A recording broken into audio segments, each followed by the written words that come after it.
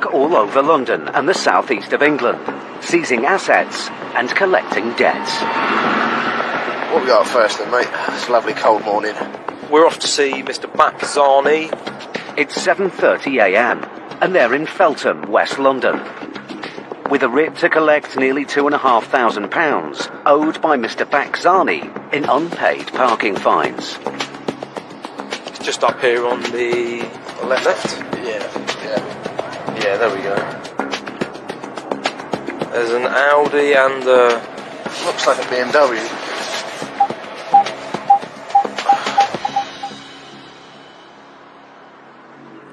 There's someone in, mate. Movement. Yeah. If they belong to Mr. Zani, the two vehicles parked outside the property could be seized if he can't or won't pay. Thanks, I was coming, mate. Good morning. Here to see Baczany. Is that you? Yep. Hello, mate. My name's Mr. Carraher. I'm a High Court enforcement agent. Go on. This is my colleague Connor Jackson. We've got a High Court writ for you back. Yeah, go on. From Yeah, go on. outstanding balance of £2,340 and 20 pence. So what do you want me to do? Make the payment. Well, I can't make a payment. If you can't indeed pay it, we've got no other option but to enforce the writ. What does that mean? Removal of goods. From where? The property. This is not my property. Okay, but this is where we've got the writ and you live here. Doesn't mean it's my property. Sure, but you'll have goods in here that are yours. It's my mother's property. Mr. Zani is listed on the electoral roll at the address. As there is no proof this isn't his home, the agents have the right to stay and enforce the writ. Now Max turns his attention to the cars in the drive. I want proof of ownership of these vehicles. Which ones? These two vehicles here. They're not mine. They're not yours. Whose are they? You're gonna have to find out. Okay, obviously the onus of proof is on yourself, not us. What about this vehicle here? It's not my vehicle. So you're not going to help me at all? You're not No, going I'm to just saying it's not my vehicle. With Mr. Zani refusing to show evidence that the cars don't belong to him, Connor clamps the Audi. And Max inspects the BMW. Wait. I've got proof of that. Hold on, listen, I can enter it and I'm going to. This does not belong to me. This is what I'm Excellent. telling you. Can I see some proof, sir? Yes, I can. Thank you very much. You can show me that. My car. Listen, that's all about. Listen, It's my madam, car, listen, excuse me. madam, if Excuse you show me some proof Excuse that me, it's yours, please, yes. Please, it's Madam. my car. While Mr. Zani's mother, originally from Albania, argues with Max, Connor spots an open door, and the agents take their opportunity to gain peaceful entry. Listen to me. It's I'm my, listening. it's my house. Madam, it's don't my shout at me. Listen, it's my house. It's my not- house. Can I see proof? It's my house. It's not my son's house. He is not. Madam, we're not with leaving. me. We're not leaving this property. It's very early in the morning. He's here. We've got a High Court writ to say he lives here. Madam, don't touch it. We'll just call the police, madam, if we get touched. Okay, we're not having that. Can you let us through? Give me a phone. No, I can't let you. Can you let me through? No. Why not? Do you want to phone the police, mate? You don't have. Yes, please. Yeah, okay. Madam, we've got a right to be here. Okay. With Mr. Zani determined not to let the agents go any further than the hallway, Connor calls the police. So I'm a High Court enforcement agent. I'm at a property in Feltham. We require police assistance, please. But then, Mr. Zani takes drastic action. He picks up a young child and starts to film the agents on his phone. Why are you holding the Because I'm baby? holding the baby for you. To obstruct us? Yeah. I don't have to obstruct you. I think it's very irresponsible if you're holding a kid in front of me just to obstruct me, okay? I'm not But obstructing. you came in you're front not of- obstructing me. of- So what we're going to do is we'll wait here till the police, then they'll tell you to move, okay? That's fine. If a person is willing to use a child as a human shield, I really think it says a lot about that individual. It makes our job more difficult in the sense that we don't want to injure children or get in their way. It's putting a child in such a dangerous position. Moments later, the police arrive on the scene. Morning. And Mr. Zani puts down the child. we've attended this address to speak to this gentleman here. Are you trying to seize the vehicle? We're trying to get a payment for the unpaid parking tickets. My colleague's got the High Court writ as well. He's inside. We need to find out if you live here. I don't live here. This is my mom's property. The property is registered under her name. You mum? Yes. We come in. One second. I'm going to translate for her. With the police now trying to reason with Mr. Zani and his mother, Max decides to take the opportunity to start looking for goods in the house. Connor, come in. We're going to start an inventory. We're going to start then, guys. But even with the police present, Mr. Zani still won't let Connor in and is refusing to stand aside. Excuse me. Sorry, one second. Excuse me, sir. Don't obstruct me. Do not obstruct me. 1 second. Do not obstruct me. I'm not obstructing You're obstructing I'm me. talking to the officer. Mind out your way, please. Okay. Take your hands off me. Mama, I'm coming inside. Sir, move. Guys, you'll be... It's obstruction of an enforcement agent. Don't push it. It's my property. This It's is not obstruction of an enforcement agent to be arrested.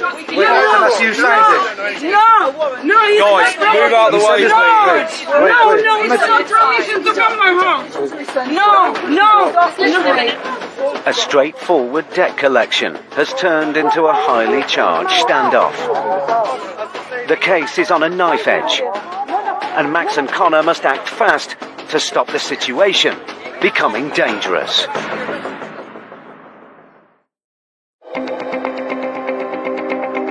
High Court enforcement agents Max Caraher and trainee Connor Jackson were in Feltham, West London, to collect a debt of over £2,000 owed by Mr. Bakzani in unpaid parking fines. Here to see Bakzani. Is that you? But Mr. Zani refused to pay his debt I can't make a payment. and resorted to extreme measures to block the agents from entering into the property. I think it's very irresponsible if you're holding a kid in front of me just to obstruct me. The police were called to the scene, and emotions got out of hand. Sir, move. Guys, you'll be... It's obstruction of an enforcement agent. Now, with the help of the police, the agents must calm the family down and get this debt recovery back on track. Right, guys, can we all move? Okay, listen, we don't want to push, etc. Okay, you will be arrested if you don't move. Honestly, If you do move, you'll be arrested. madam, please move. Why? Nobody wants to do this. I do not want to arrest you, but if you do not move... For what? Just for us? At risk of being arrested, the debtor's mother finally lets Max and Connor pass. But they're in for a disappointment.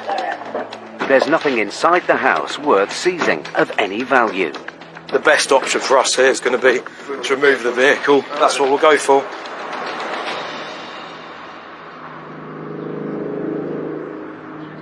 The police run a check on the cars outside to get to the bottom of who owns them.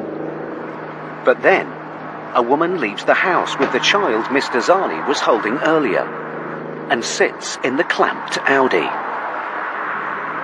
Connor, you've clamped the vehicle. Yeah, I ain't going anywhere. And they're sitting there with a baby. They're sitting in Yeah. Why not? Why not? I just think it's very unsafe. The lengths that some people will go to avoid paying a parking fine, all the police time they're wasting, it's ridiculous. The more they do that, the more I want to succeed on enforcing a writ. Moments later, the agents receive news from the police, connecting Mr. Zani with the clamped Audi. Zani with another insured driver of Mr. Bakzani. Bakzani. The Audi. And that's the Audi. Is he just named on the Audi, is he? Yes. As Mr. Zani is an insured driver on the silver Audi and hasn't been able to provide any evidence to show that he doesn't own the car, the agents can seize it. Despite the fact that a woman and child are sitting in the car, Max must continue to process the vehicle as a potential asset. He calls the office to check if it's free of finance. Hi, can I get a HPI check, please? It's Max here. It's clear of finance, Audi A6. Yep. In silver. Yep. Let me see, that's looking about say 1600 quid, that one, mate. With help from the police, the agents persuade the woman to step out of the clamped Audi. I've got the paperwork. Oh, if you're good, man, that'll add to the value. And Max calls a tow truck to remove the vehicle. The car will definitely cover the removal costs. As Max and Connor are no longer being obstructed, the police leave. All the agents can do now is wait for the removal truck to arrive. But minutes later, just when the agents think things have calmed down, Connor spots Mr. Zani tampering with the clamped vehicle. He's doing something down the side of that car. Is he? Yeah, I don't know what. Then we're going to have a look. Mr. Zani has tied the rear wheel of the car to a nearby tree. Right, they're strapping it. They call the police again. So Connor gets straight back on the phone to the police. Hi, can I get the police, please? Thank you. If you can send somebody over sort of as soon as possible so we can get this. Thank you. Minutes later, the same police officers who were at the address moments earlier return to the scene. Only this time, Mr. Zani has recruited a neighbour and a friend as backup. It is lawful what they're doing. If you want to go to court and argue it, then that's your problem. You're preventing us from removing our vehicle. Property's not yours. Go for it, cutting, mate. It's not mine.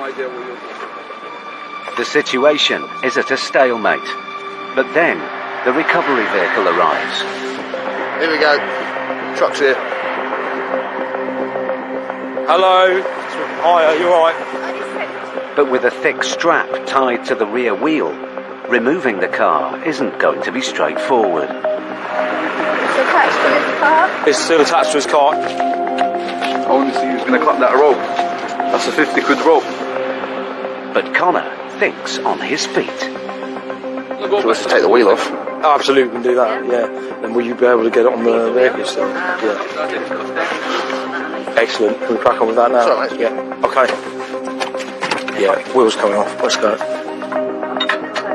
You're going to damage the vehicle, love. That's not how you do it. Don't touch or interfere, okay? You're doing it right. Got to change the wheel on the car. Once I get this car back, you're paying for it, dog. You're going to pay for it, I promise you. Good work. Unintimidated by Mr. Zani, the recovery assistant changes the wheel, and the Audi can now be seized. But to be sure that Mr. Zani and his family can't obstruct them any further, the agents must now act fast. We're just going to move the tow truck off onto the road out the way of everybody else. But let's go. Let's move the vehicle. Connor instructs the recovery vehicle to leave the drive before moving the Audi away from the house. As soon as we get parked up, we can start loading it. Literally, we want to load this up as quick as possible.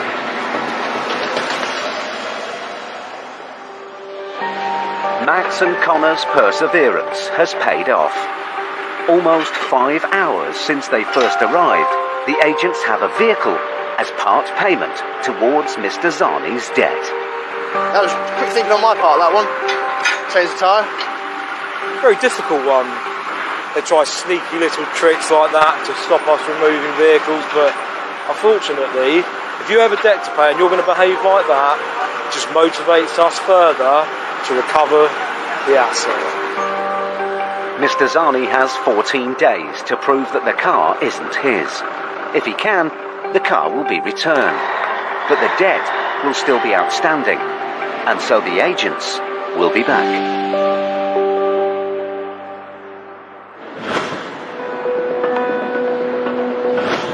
A recent survey by a leading charity reveals that families with children are more than twice as likely to be in debt than those without.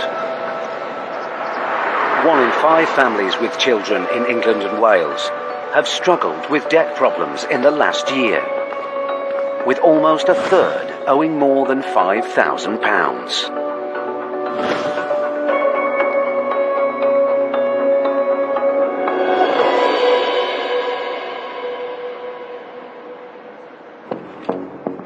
High Court enforcement agents Stuart McCracken and Elmore Victor are in Colne, Lancashire.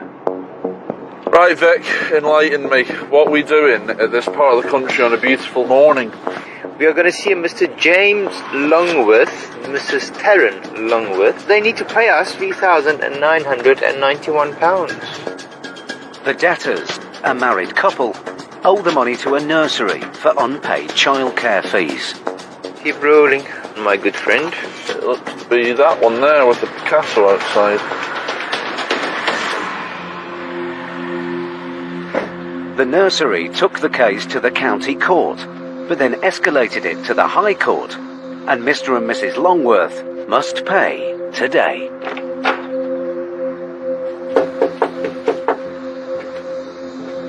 Hello. Hiya, mate. You all right? Yeah, can we just step outside? I'll stay here at the moment, No, sir. step outside, I'll please. stay here at the moment, sir. Let's ring the police, please. Yeah, ring the police, no problem at all. We're after James. Yeah, and that's me. Is that yourself? Yeah. We're High Court enforcement agent, sir. We've got High Court writ, sir. Yeah, nursery. Is it a nursery fee, is Yeah, it? which we're under dispute with the nursery themselves. Right. Well, we're here to collect £3,991. Right. If not, we are instructed to remove goods, mate. Sorry, I'm shaking. Cause No, don't worry about it. Up, right, because I knew this was coming. Yeah. Which is why I've got wound up about it. Yeah, no, don't Right. worry. I am in dispute with the nursery because they was getting tax credit help. They've turned around and said, no, we're not getting it. Mr. Longworth claims the nursery received tax credit contributions towards their childcare costs directly from the government, but the nursery denies this, and the courts have found in their favour. Yeah. Can't pay £3,000, I don't even earn that fucking much. Step outside. I'll be staying here at the moment, mate. Taz, can you ring the police? I've got people on property I have asked to leave. They haven't had permission to enter. You have forcefully entered. Well, we haven't without my forcefully entered consent. this all. We don't need your consent, so we've got a High Court writ and the door was unlocked. Everyone's got a right to protect the property. Nobody wants somebody walking onto their property with an intent to remove goods. But we are like a dog with a bone. Nothing's going to deter us, and we will stay there until the end.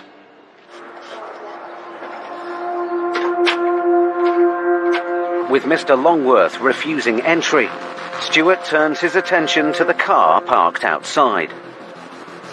I will stick a mobilisation on it. He calls the office for a vehicle check. Alright. Could you do HPI for me? Or full-plate Picasso? Refinance, fine. Yeah. Alright, Helen, speak to you later. Bye. Hopefully we can use it as a bargaining chip to try and get some payments. Sadly, it's what we're in the business to do. But before the agents can negotiate with Mr. Longworth again, the police arrive. Morning, officers. You alright? That's yourselves, officer, High Court enforcement agents. We've entered this bit of the porch, we've knocked on the door, he's asked us to get out, we've got a writ of control, made him aware he needs to make payment or we're going to remove goods. He's phoned yourselves, so he probably wants a bit of reassurance, that's all. Second one today. Hello, it's the police. The agents hope the police will help Mr. Longworth understand they have the authority to enforce the writs here today. Basically, the police is giving them the government website to see what our powers are. You can ask me, I can tell him. But even with the police present, Mr. Longworth is still disputing the writ. We were under the impression that they got paid by tax credits. Okay, you don't have proof that they haven't been paid. No. Right, so let's cut this whole conversation short. They've got proof they haven't been paid. I haven't got £3,000. Last month we were on the verge of losing the house. Yeah. We had to put my entire monthly wage and my wife's entire monthly wage into paying the rent just to keep the property. We're lucky if we get £1,500 a month between us. And that's to live with 2 kids. For me to pay £3,000 right now is impossible. I can't do it. Right. I'm struggling to get through the rest of the week. I've just used our last pound to buy a loaf of bread. It seems that the family have fallen on hard times. The agents need to get inside the house to assess their situation and resolve the case. But Mr. Longworth still won't let them in. I'll stand there and keep the door locked if I have to. Well, you can do that. If you want to be difficult, No, I'll tell you, if you want to I'm be difficult, not no, I'm not going to waste my time, mate. I'm just trying to find out where I stand exactly. I'll explain to you exactly their powers. It's up to you if you want to work with us or not. It's very important for us to get into the property for various reasons. If they have got no assets, we're not going to take their word for it, unfortunately. We have to see it. Minutes later, the police are called to another job. Thanks a lot for your time, guys. Realising the agents aren't going to go away, Mr. Longworth finally starts to cooperate. You want me to come inside and we'll have a chat? Right, okay. Basically, we need to prove that you only earn so much. I can show you on here. That's our tax credits every week. Child benefit, wages. What is it that you do, James? I'm a chef. Do you work for the same company? Yeah, he's a chef out of Ottawa. It's that bad in there, that's collapsed until the end of next week. It's clear the couple don't have the means to pay anything close to the £4,000 they owe today. The agent's only hope of recovering some of the money Mr. Longworth owes is by taking his car. I do 50 hours a week, she does 30 hours a week. Just normal, average Joe, working class family that can't afford to live because all the smackheads are too busy claiming every penny off the government, which leaves us with absolutely nothing. Stuart calls the office to see whether the claimant wants the agents to take the car. What's the value on it? Retail needs Probably get about 400 at auction. It'll cover our recovery costs, but not much left over for the claimant. Alright, no worries. Removing the car will be of no financial benefit to the claimant and could jeopardise Mr. Longworth's job. So Stuart throws him a lifeline. The vehicle's not being removed, mate. The vehicle's not being It's going to put you in more debt, and we're not here to do that. All the agents can do now is to work out a payment plan with Mr. Longworth. So we need to sort some sort of payment plan out. £50 a month, £100 a month, I don't care. Are you proposing £100 a month? Yeah. Let me have a quick call to the office, try my best to get this accepted, then we can leave you to get on the rest of your day. Alright. It will be up to the claimant whether they'll accept Mr. Longworth's offer of £100 a month. They're not happy at the £100 a month last I think they will accept is £200 a month, not less. Thank you. Bye-bye. The offer isn't enough. What they've said is they want 200 a month, the claimant. 200. 200. Is that something that you can reach to? Or try it for 3 months, see where you stand, and then phone us again in 3 months? Try it for 3 months. 200 a month with a 3-month review, Vic. The case is resolved for now. But if Mr. Longworth defaults on his payment plan, the agents will return. If you don't stick to the arrangement, we'll come back and we'll remove the vehicle. Mr. Longworth has been given a second chance. But as the debt will take almost 2 years to pay off, there are tough times ahead.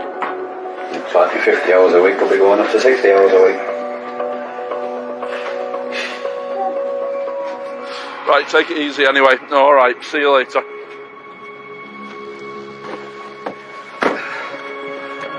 He's a decent guy, isn't he?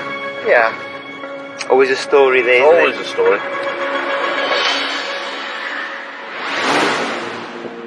Stuart and Vic managed to get the best result they could.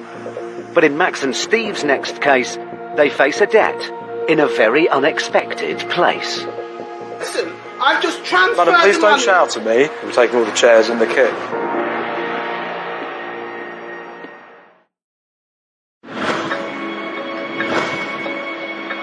There are more than 160,000 voluntary organisations in the UK.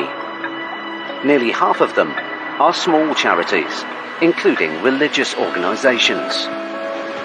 A recent survey shows that small charities with an income of less than £10,000 could easily be put out of business for good by a low level of debt.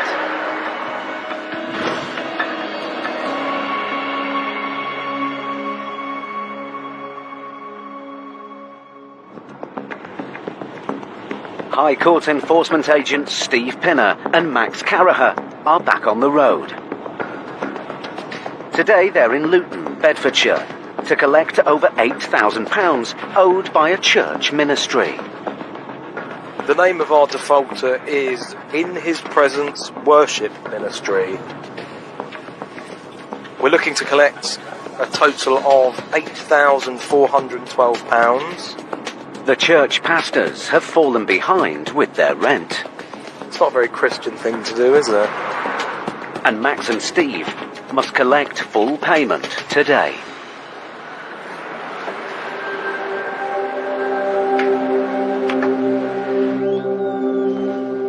Hello?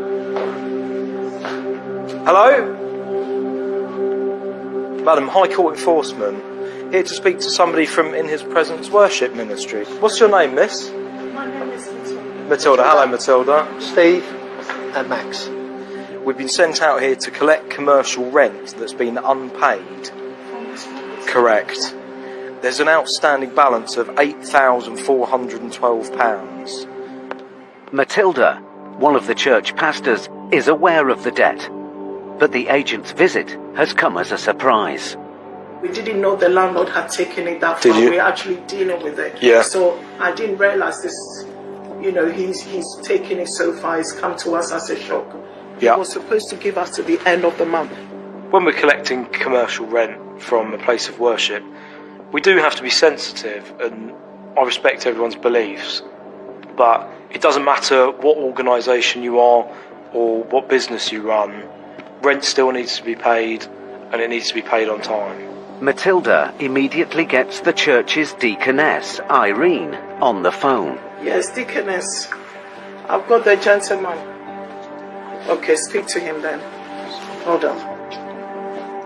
Hello, Max Carroll speaking. Yes, I need some bank details. Oh, who's making the payment, madam? Irene Campbell.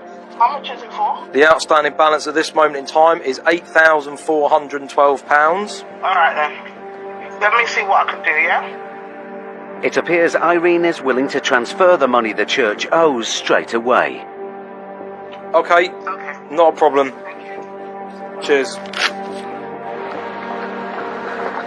10 minutes after Max spoke to Irene, he calls the office to see whether she's made the payment. Good morning, it's Max here. Could I speak to somebody to check a payment for me, please? It's not gone through? Okay. No. Keep an eye out for a payment for me, please. Cheers. Bye.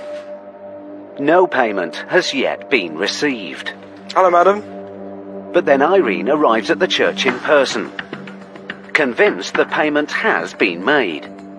Listen, I've just transferred Madam, please the don't money shout at me. into Okay. an account. Yep. The money's in there. I've got the time when I Madam. put it through. Madam, right? you Do you haven't want to see paid. it? You haven't paid us, though, have you? Yes, I have. Well, you hold on, madam. Don't shout. Look, Yeah. look. Listen to me a sec. 10 to 1. What, you paid this? You paid our Yes. account? No, we haven't been told this. We were told we're having problems of it going through. There's no problem. Is there? There it is. With Irene adamant that she has made payment in full, Max calls the office again. There is no money in the account for the reference number or In His Presence Worship. Got it. That's all I needed you to confirm, that it hasn't hit our account. No. Thank you very much for your time. It appears that Irene has not transferred the money to the agents, but to another church account. You haven't sent it to us, have you? The agents have been on the premises for almost an hour. Now they need to get this case resolved, one way or another, and Max's patience is running out. Madam, what I'm doing now is I'm escalating the case, okay, to the sale and removal stage. The outstanding balance now is Not 9,000. You're supposed to wait. I'm not paying 9,000. You are paying 9,000. You're paying £9,084. No, I'm not. You don't have to. That's fine. I'm paying 8,412. You're paying £9,084, madam. I'm not. Then we'll remove goods. Take it. Okay. Sorry, we need to crack on. Just to update you, they hadn't paid our account. They had transferred it to another one of their accounts. I'm going to organise for a removal of all of this. We're taking all the chairs and the kit. Max hopes that his threat to remove goods will prompt action. Hello, madam. Your pastor? Okay. His tactic seems to have worked. While they wait for the pastor, Irene tells the agents she thinks the landlord has acted unfairly. You should see the state of the building when we first came here. It was dark and dingy. It was a pool place. It was horrible. Okay. We had to do all the walls. We had to take up floors. A short while later, Reverend David Foe Amoning arrives to pay the debt in person. Sir, we've got a bit of an issue and we're hoping that you could resolve it. We still haven't got payment yet. We need to take a balance of £9,084 and would like that as soon as possible. The Reverend offers to pay the debt using a prepaid credit card. Max calls the office again. Hello, Helen, it's Max here. It's in regards to making a payment. Trying to put payment through and it's gone through not authorised. The payment's gone through not authorised? Okay. Yeah, it's could be because of you. Okay, not a problem. I'll call you back. Bye. Yeah, no money's been taken, it won't go through. Once again, no payment has been received. It seems that while there are funds available, the bank won't authorise such a large payment without 48 hours notice. But as the agents are duty-bound to try and collect payment in full today, they have no choice but to start seizing goods. Hi, Helen. Can you dispatch the large vehicles to us now, please? We've done everything to prove to you that we've got the money, we are paying it. Certainly, you may have the money, but we haven't received the money. We're dealing with human beings and machines. Yes. What can we do? Okay, so if you have to park up, please, let them come and take it. Just do what you have to do. Please don't take this the wrong way. Please. Okay? I understand fully, and you are what I would consider a perfectly respectable person. Okay? But you must understand from our point of view, our office says nothing counts until it's in their bank. I don't mean that disrespectfully to you. I understand. And this is how they work and this is how they think. It's difficult to enforce the job on someone that is being honest, but at the end of the day, our paperwork says you are commanded to collect, and that's the stickler. And obviously we're there to collect on behalf of the claimant. So, yes, we have to take our feelings away from the paperwork and just deal with black and white print. 6 microphones and some stands. Drum set. 1, 2, 3, 4, 5. As the agents start to pack up the church's assets ready for removal, Max gets a call back from the office. Hi Max, we're not going to go with the removal tonight. If you couldn't get the balance cleared by midday tomorrow, bank transfer. So midday tomorrow to pay it off in full. If not, we can... By midday tomorrow, I'll arrange for removal vans to get down there and get them moved. I'll get all that wrapped up for you now, Helen. It seems the claimant has thrown the church a lifeline and given the Reverend and his associates more time to pay.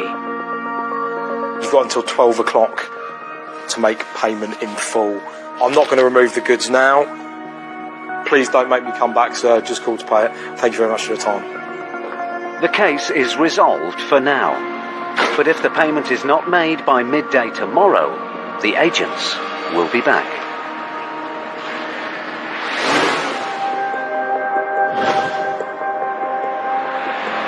High streets across the UK are under increasing pressure, and recent increases to business rates are cited as one of the leading causes.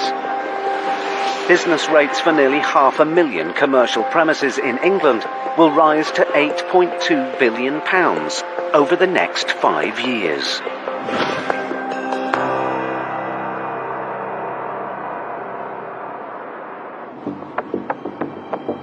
High Court enforcement agents Stuart McCracken and Elmore Victor are in Bolton, Lancashire, to recover a debt owed by a barbershop owner, Abdullahi Gay, to a business rates consultancy.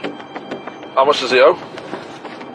£3,178.15. Agents first visited Abdullahi 2 months ago when he agreed to a payment plan of £250 a month. But he's defaulted and now owes over £3,000. But Abdullahi has already gained a reputation with the agents. I spoke to him on the phone a few weeks ago and he was threatening me. Apparently when another bailiff went, must have been about 6-7 weeks ago, he called up a few of his pals. They turned up threatening to throw him in the back of a car and all sorts of sort of gangster stuff. I think it's this one on the corner, Faye Barbers. If Abdullahi can't or won't pay, Stuart and Vic have the right to seize company assets to cover the debt. Hello there, sir. We're High Court enforcement agents. A colleague tries to get him on the phone. Where is he? Is he local? Is he? Or... No, you just literally left. Oh, right, okay. So, do you mind, like, obviously, he's not here now, is it? So, can you, like, wait outside? We won't, mate, no. Need to get on the phone to him, tell him to get down here as quick as he can to make a payment. Hello? Yeah, mate, come to the shop now, please. Because there are people here again. What are you? High Court enforcement. We need to speak to him. Is that him on the phone, is it? Hello? Hey, can you leave the shop with the outside? Do I have passport? We're waiting inside at the moment, sir, because like I said, we need to... You don't have to be inside, so do I have passport? We are allowed to be here, sir. Yeah. You think I'm fucking scared? I'm coming there now. You see what Okay, no problem. Speak to you in a sec. People deal with debt in different ways. Some people break down in tears. Some people get angry. It's just part and parcel of the job. Nobody's ever going to turn around and say, you know what, I think you're great at what you do, I'm going to pay you in full. It's never going to happen. Minutes later, Abdullahi arrives. Hello there, sir. You alright? Yeah, good. It's regarding this outstanding balance, sir. I spoke with you on the phone myself a few times. I don't need that. For what? Yeah, it's a High Court writ, sir. So we're here to remove goods unless you receive a Take payment everything you want. of 3178. Take everything. Yeah, that's fine. That's all I need to know. You know that I take my work stuff, though? We can. You know that I take my work Yeah, of course we can. Really? We are. We can, yeah. That's what we're going to do, sir, I'm afraid. But then, Abdullahi claims that his past offers to pay were refused. Listen to me. I ring the office. Yeah, you did. I offer them. I give you £500 now. But Sir, you offered £500, yeah, but you didn't pay it, sir. And no, didn't ring. That's what happened. Listen to me. Okay? So I'm not going around circles. Don't change the story. I'm not changing any story. Don't change the story. You keep on saying. No, I tell you, I ring you. You keep it's on. me ring you. It's me ring you. Yes. Yeah, I ring you. Yeah. I offer And then you. you said £500. No, Why didn't you pay it? No, Why didn't you pay it? The guy told me, take your £500. We don't want your £500. I never said that. I'm never going to refuse money to anyone. I'm not changing any story. And don't point at me. With the debtor now in direct conflict with Stuart, will the agents be able to stop the situation spiralling out of control?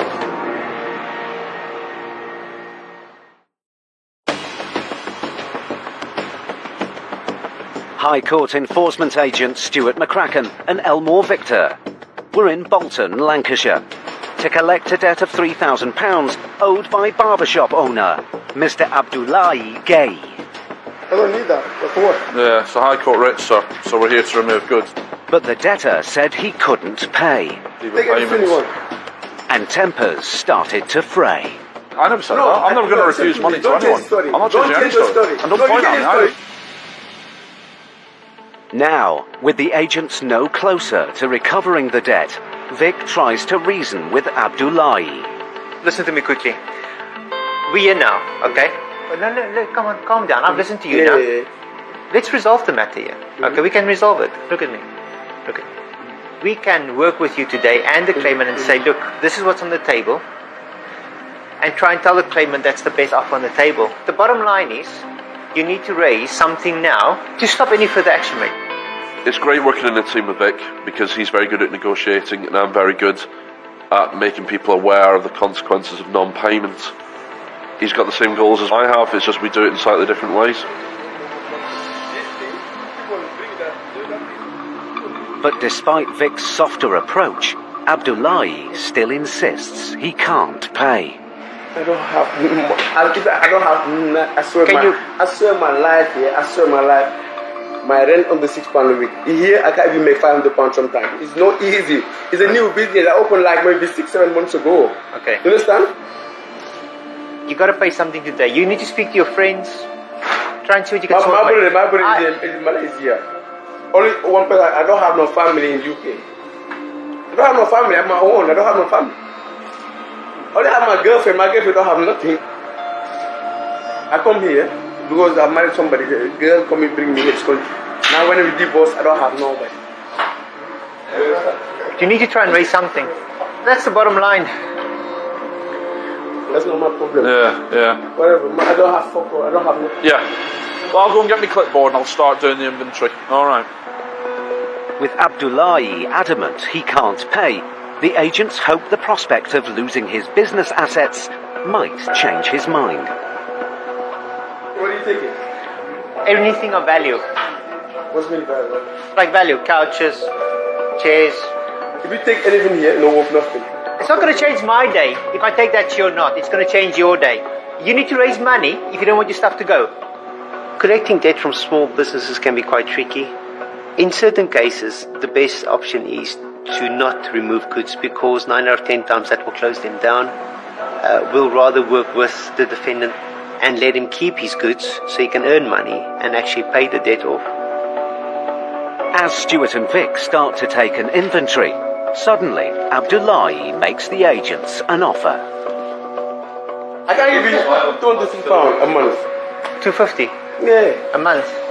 Yeah. So I can go with the 250. Yeah, I can suggest that, but buddy, we need something today. How much can you raise today? That's 700. Can you raise it today? No, I can show you my account. If you want online. You see what's there? There's nothing there. Right, what can you pay today? Now, tell me. What can you... £100. No. £100.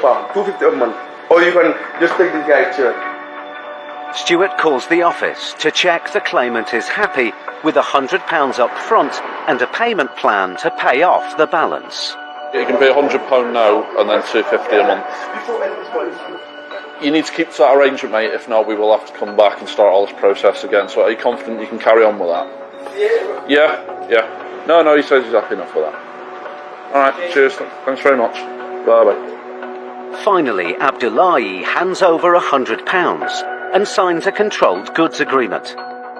But if he doesn't keep up with the £250 a month payment until the debt is cleared, it won't be the last Abdullahi will see of the agents. All right, sir. Take care. See you later, guys. Yeah, and it just. See you later.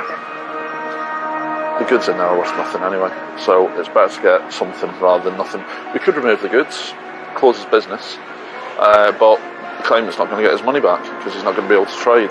Hopefully we won't have to come back again, he'll stick to his arrangement.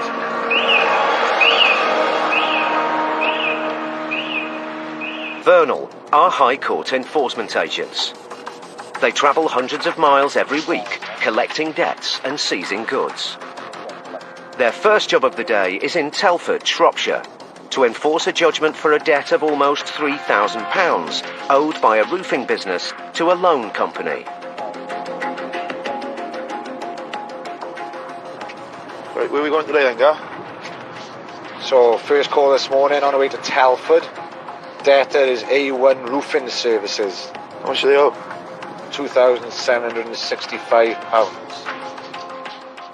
If the defendant named on the writ, A. Tranter, can't or won't pay today, the agents can remove goods and vehicles to offset the debt.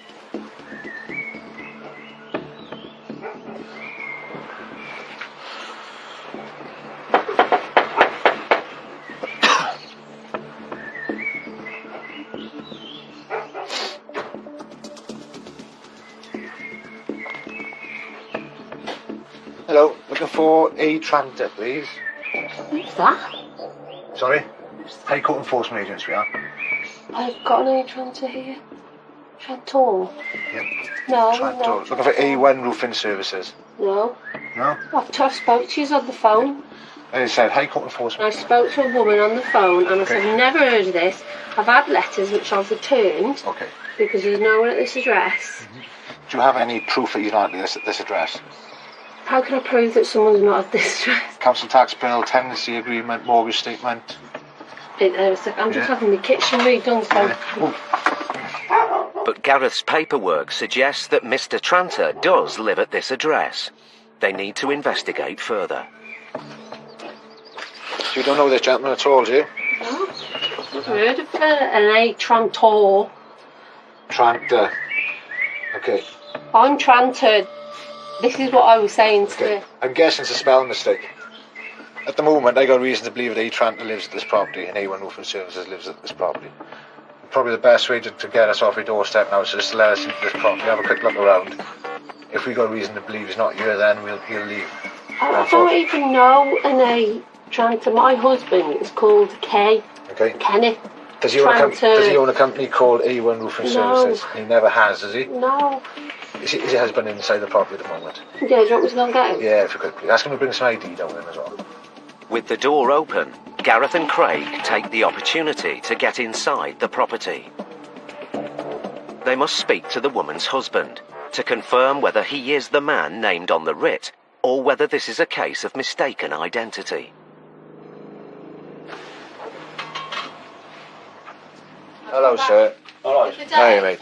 High Court Enforcement Agents we are. Right. We're looking for a Tranter, A1 Roofing Services. No, that says Trantor. Kenneth Tranter, that's me. Okay. I'm Kenneth Tranter. Are you anything at all associated to A1 Roofing Services? No.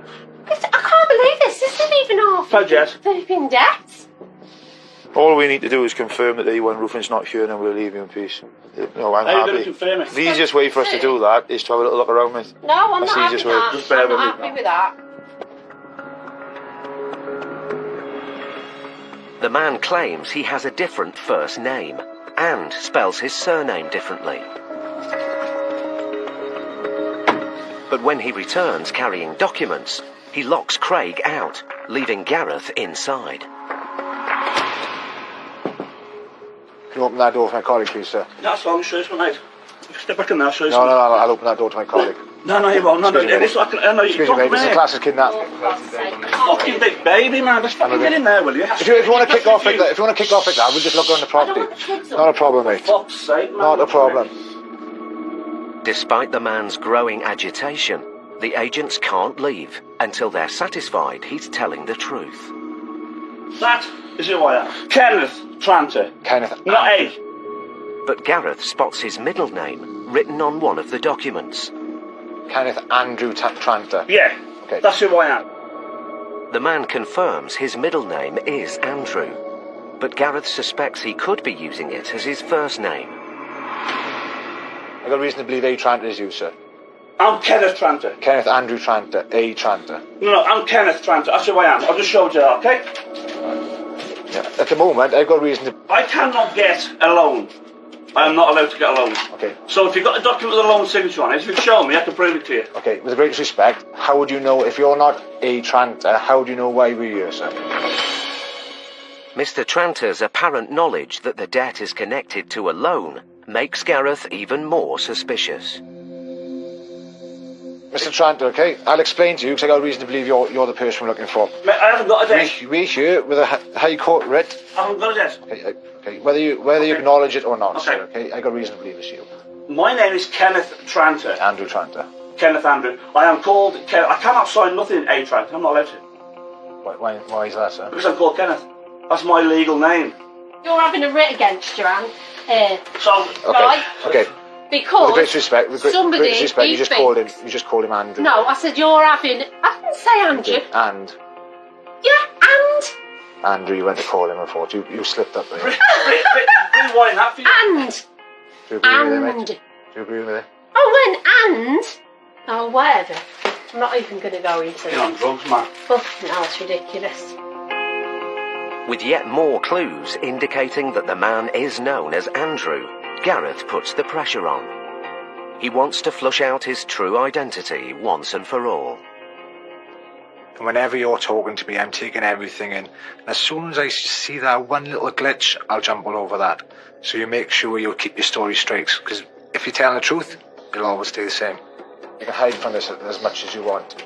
I'm not hiding anywhere, mate. I'm fucking working, you dick. You couldn't say what I'm doing. Right, you're obviously not acknowledging this, mate. At the moment. I'm not acknowledging anything because I don't know. Fuck all. With tempers rising, will Gareth and Craig be able to get to the bottom of this complicated case and find out who the man really is?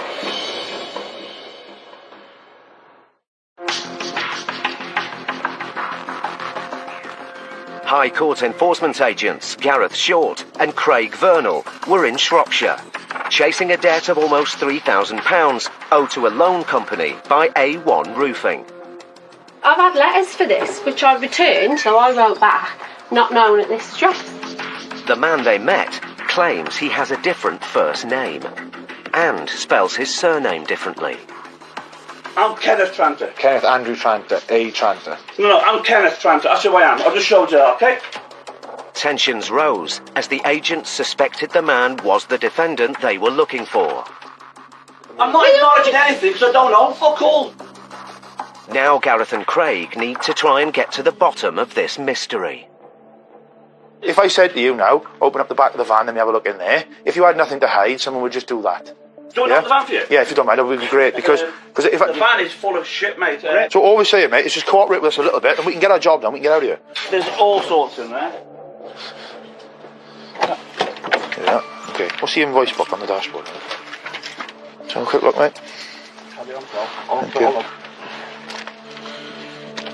Craig discovers an invoice made out to Andy Tranter. Come on, mate. You use the name Andy, don't you? No, mate, I'm caught. Your name might be Kenneth, but your name's Andy. You use your Andy, mate. Day to day, you use Andy. I've seen enough. I'm sorry, mate, but I've seen enough of it. The agents are confident they have enough proof that the man calls himself Andy and that he is the A. Tranter named on the writ.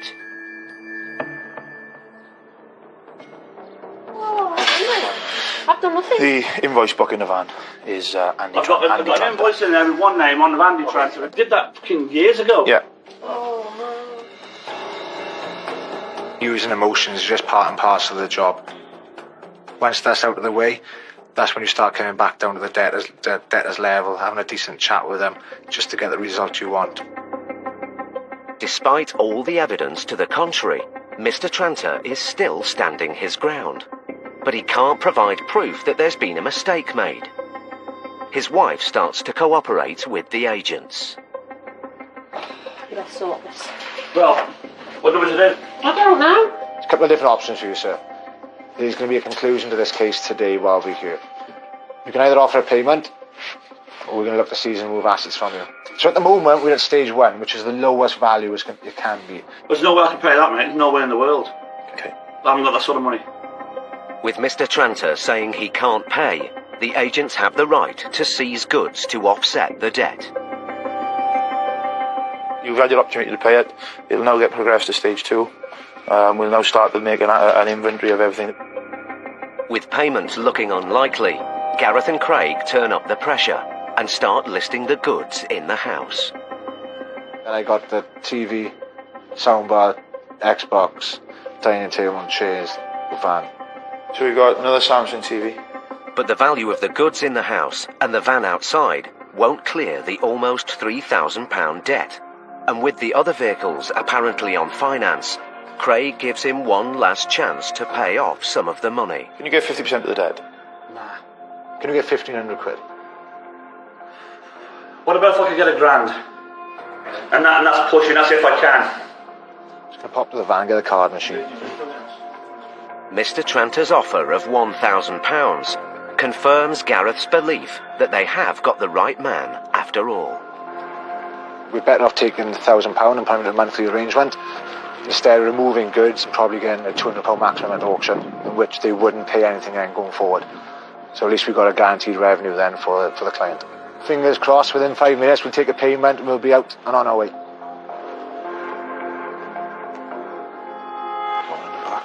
Looking to make £1,000 on that card there, is there? Can I take the card off you, please? Thanks. Going forward, we're looking at about £400 a month payment. Mr. Tranter has agreed to a payment plan to clear the rest of the debt. Okay, sir. That's your copy. Keep all of that. Keep it safe. Hopefully, you won't see us again, sir. Have you got my email address? I take whatever contact details you've got, if I can take from you, sir. Yeah. It is A. Tranter. Yeah. Thank you, sir. We've asked him for some contact details for him. The email address he's given us is A. Tranter. Mr. Tranter must now stick to his payment plan. Otherwise, the agents will be back. That's a great result. I can't believe it when you give the email address. Hey, Tranter.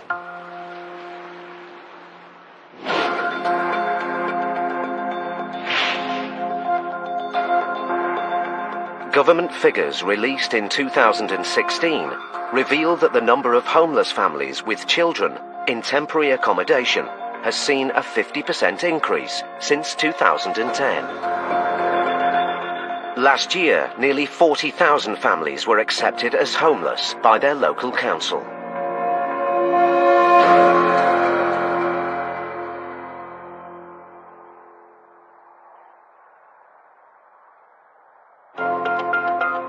(3 p.m. Ealing, West London. It's a nice day. Yeah, lovely day today. Nice change. High Court enforcement agents Steve Pinner and Phil Short are on their way to carry out an eviction. So it could be a sublet. It could or be. they could be the original tenants. Yeah, it could be any number of things. The tenants owe almost £10,000 in unpaid rent, but the agents aren't here to collect the money. Their job is to get the tenants out today. What is this, a ground floor flat? Whole house? It's just the shop. It's what? Looks like the shop. This is 108. The address listed on the writ is a commercial property and not a residential address as the agents were expecting. It's got to be the shop. Let me just clarify this. God forbid I break into somewhere that I shouldn't. Steve calls the office to double check. Sorry to trouble you, John. Just to clarify, this one in South Ealing is a shop. It's all closed up and locked, but yeah, it's a shop. Hello, sir. Hi. We've been waiting for you around the back. Oh, okay. The landlord's agent arrives, and he has some surprising news for Steve and Phil. It's the back of the shop, is what it is. We have illegal tenants in the back. They turn it into a flat. Oh, really? Yeah. It's clear that somebody has already started removing their possessions. People in the shop have gone. It's the people in the shop who actually left these people here. Okay. So the people who are being evicted are the back. It appears that the shopkeeper has sublet the back room to a family unlawfully. Where are they? Hello? Hi. You know why we're here? One of the subtenants, Mrs. Stivan, is at home with her baby. This is a High Court writ giving us possession of this property. So you have to leave. You get an hour to get your personal effects, identification, any medication, closed for a few days, and then you can take this down to the council. Possibly they'll help you. And then you can make an arrangement with the landlord to come back and collect the rest of your stuff. Okay? So, do you need people to call and help? Yeah. Okay, if you call them, ask them to get here very quickly, Okay. so we can do this. Okay. Excuse me, I just need to go through.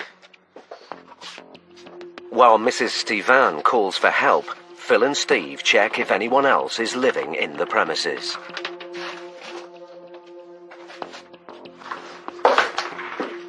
Midland Bank, what year? Is there any date on it? It's old. Oh, I know that, because Midland Banks have been out of business 20 years. Yeah. It's HSBC. It becomes clear Mr. and Mrs. Stivan and their young baby have been living in a former high street bank. This is quite impressive, this. Complete with money vault and bulletproof door. Is that what you call a panic room? Oh, yeah. It's quite a solid section, that. The property market in London is so expensive, we are coming across people living in backs of shops, garages that have been converted, garden sheds that have been converted, just so they've actually got somewhere to sleep and live. Mrs. Stivan claims she was unaware that there were any problems with her tenancy. We always pay the rent, the shopkeeper. We always pay. We don't know the shopkeeper with the landlord problem. You know that. I think the shopkeeper not pay the rent or something with landlord. As Mr. Stivan was in a low-paid job, this unconventional home was the only place the family could afford to rent. Every day I go to the estate agency. they see the pay slip, the bank statement, they say you don't have lots of money. Only your husband working. Many worries with my child, husband in the work. What can I do?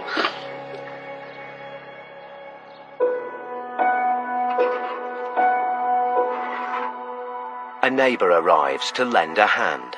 He's going into one more thing later. I can help her. You can help. You can take all of this. No, I'm from inside outside. Yeah. Leader,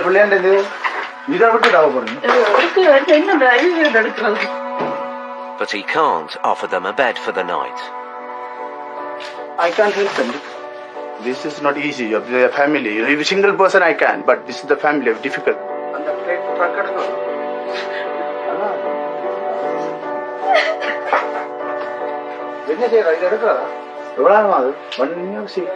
Yeah. 6 months. 6 months.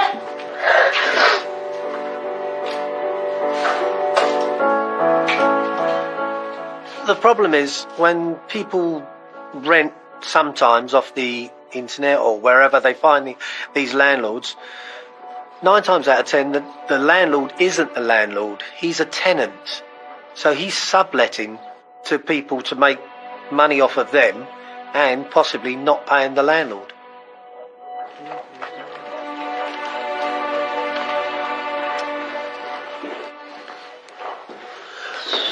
All finished? Yeah.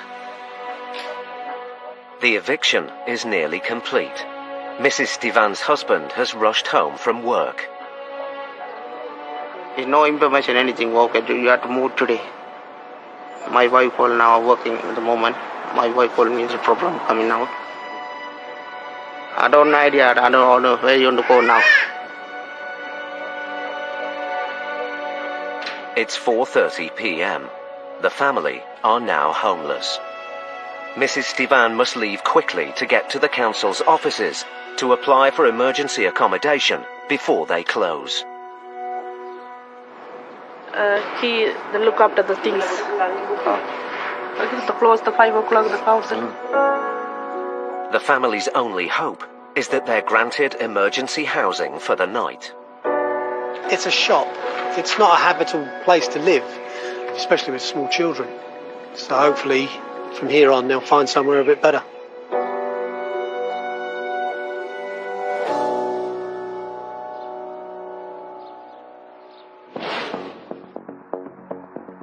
Phil and Steve have dealt with a sensitive situation. But in Gareth and Craig's next case, if payment is not made, we are going to be looking to seize and move assets from you. And I don't own anything. they meet a woman whose debt is turning her life upside down. An instant thing. So much, I can't believe that twat.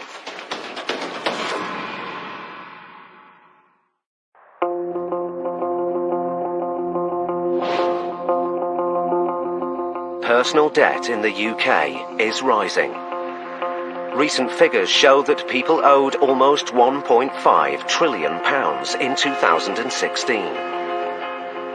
The average total debt per household, including mortgages, is almost £55,000. It's 7 a.m. and High Court enforcement agents Gareth Short and Craig Vernal are back on the road. This time in Carmarthenshire, Wales. They're chasing a debt of over £5,000 owed by Kerry Phillips. We are off to a farm. Going to see a Kerry Phillips in Treforest. How much you owe? It is currently £5,652.40. The debt is for an unpaid vet's bill. Hello. It's another little bathroom. Spotting two cars parked outside the house, the agents block them in. If they belong to the debtor, Kerry Phillips, they could be seized if she can't or won't pay today.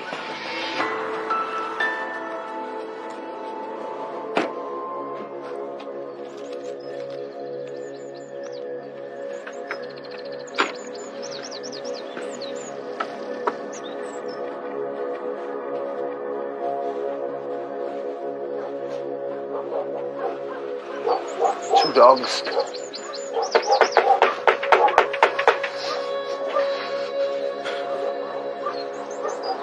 Movement upstairs.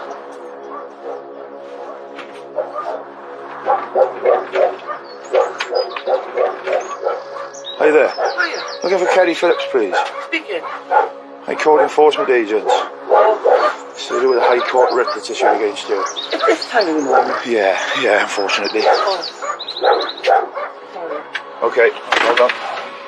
Well, she's closed the door on us, but I can hear her shouting to someone else inside the address, so hopefully somebody else will come back out, or she'll come back out in a moment. But then a man appears at the door, wanting to know what the debt is about. Morning. I need to speak with Kerry, just to ascertain that she's happy for me to discuss it with yourself. As long as she's happy to do it. This time in the morning, no, because we haven't had any notification about it. Okay, well, we've got a High Court writ that we're going to be enforcing here this morning. Unless I can speak to Kerry, I'm not going to discuss it with you, unfortunately. Alright? If not, we'll enforce the writ now, sir. Whenever a debtor has a partner there, sometimes it does actually work for them, where they can bounce off each other and come up with a resolution. But it can also do the opposite. It gets a lot more emotional, and it makes the situation a lot more difficult. After 10 minutes waiting outside, it seems that the couple don't want to cooperate. So Gareth and Craig decide to take a look around the farm for other assets they could seize to offset the debt. Job, JCB? Yeah. Clean boots last night as well. All part of the job, mate. Key, yeah. Careful now. Oh, we got a quad bike as well, mate. Make that 2 quad bikes, girl. I got the key to the tractor as well. Okay. I don't know what machinery like this would be worth because of its age. If this machinery was a lot newer, it would certainly be worth removing. But we'll work that out throughout the day and see where we go. The agents hope that the threat of removing the farm equipment will prompt Kerry to pay. Miss Phillips, you're going to engage with us now. Are you going to speak to us? Yeah. Brilliant. But I'm going through all the checks I've written to her, alright? So I'm writing them all down, so if you wait. Has anything come off the balance at all? She's saying she's written checks. Payments received since judgment or order? 0. Somebody's fibbing. Kerry claims that after losing a county court judgment, she's been paying off her debt in instalments. But the agents have a High Court writ to enforce. Alright, mate. She said it's okay for you to talk to me about it. How much is it over, mate? Okay, so we're looking to recover £5,652.40. She owes her 200 quid. Okay. So she's going through the checks Okay. now to prove it. And That wouldn't be sufficient for us, mate. We're here with a High Court writ at the moment. So why haven't we been warned about this?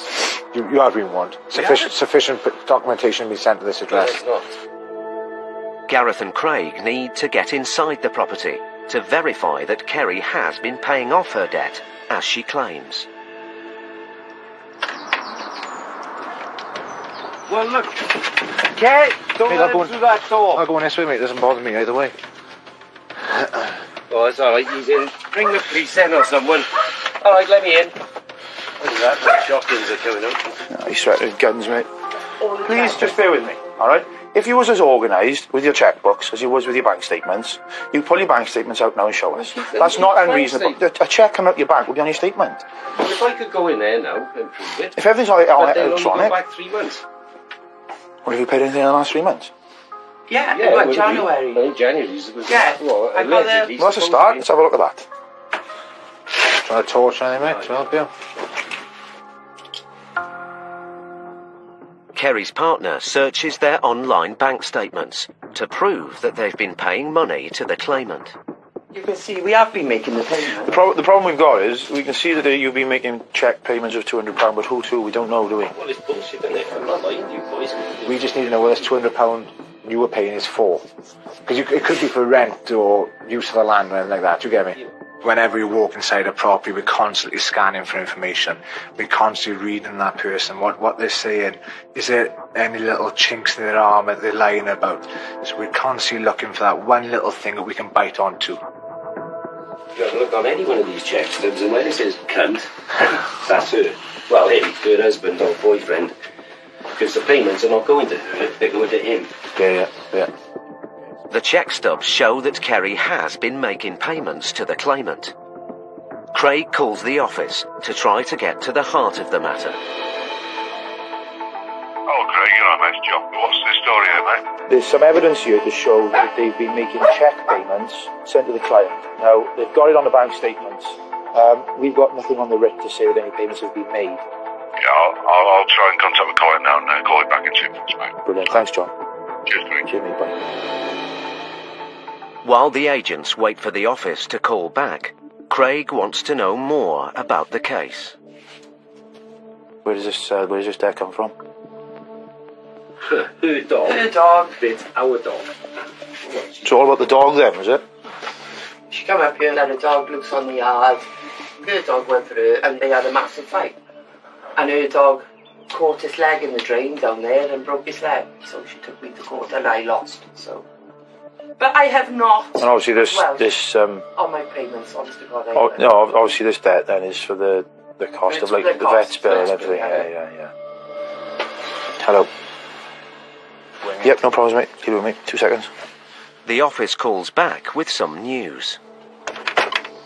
I've entered in I put a credit on the system for the payments made. The balance is £2,033 and 52 pence. Yeah. Thanks very much, John. Cheers, Craig. Cheers, mate. Bye-bye. It seems that Kerry has been making substantial payments, but the claimant failed to notify the office. But she owes far more than the £200 she thinks is outstanding. What's the verdict? With the costs and the balance that's currently outstanding, it's now £2,033 Oh, get off. and 52 pence. Alright, so that's where we're at with it now. Payment we made by debit card, cash, I got a bank debit transfer. card. It's normally an instant. This has upset me so much. I can't believe that twat. Whenever somebody starts going into detail and you can see it as heartfelt and emotional, that's when you see that they are being genuine. You can see it has actually hurt them going through this circumstance. And when you start to sympathise with them, they can see that. And that's when you're both on the same level and you both get a better conclusion out of it.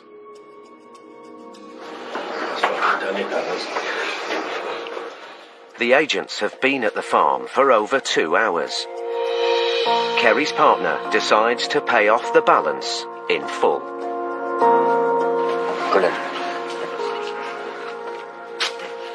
Job done. He's going to write you out a handwritten receipt now as well, so you got both of them. Right then. Thanks for being decent, both. Oh, you're welcome. All right. Hope your next call is as nice as ours. What do you think? Nah. Take it easy. You can open the van so I can put this file in it. The client's been waiting for their money since early 2014, it's a number of years. And we've got the matter concluded today. I think it's, for the client's point of view, it's a great result. And yeah, we're happy.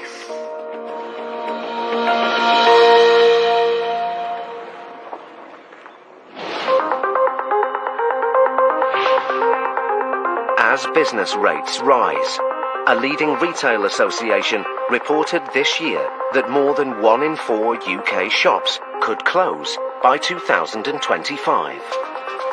The situation is particularly acute in London, where commercial rents have risen by 180% in the past 5 years.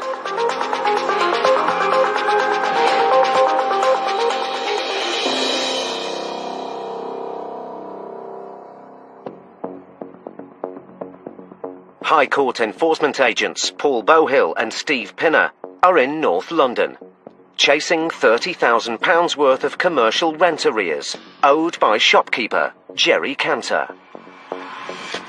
And it's a dry cleaners with a tailor's inside it. He does have a 10-year lease, but that runs out in June this year. So I don't know what the possibilities are of collecting it, because he might just be thinking, well, I'll run the end of my lease and then toddle off into the sunshine.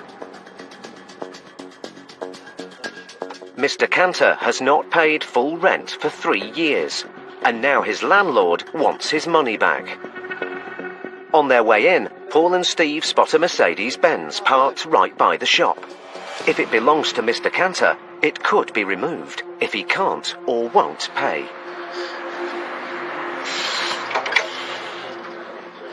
Hello, sir. My name is Paul Bohill. What can we do for you?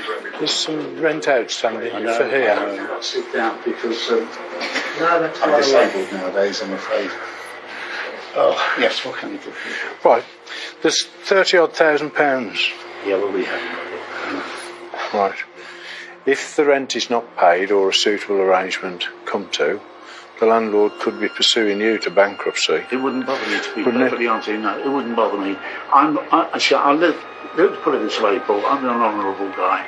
I'm paying as much as I possibly can out of the business. You tell me what we can suggest, because it's very, very difficult for me. Yeah. I'm now 80.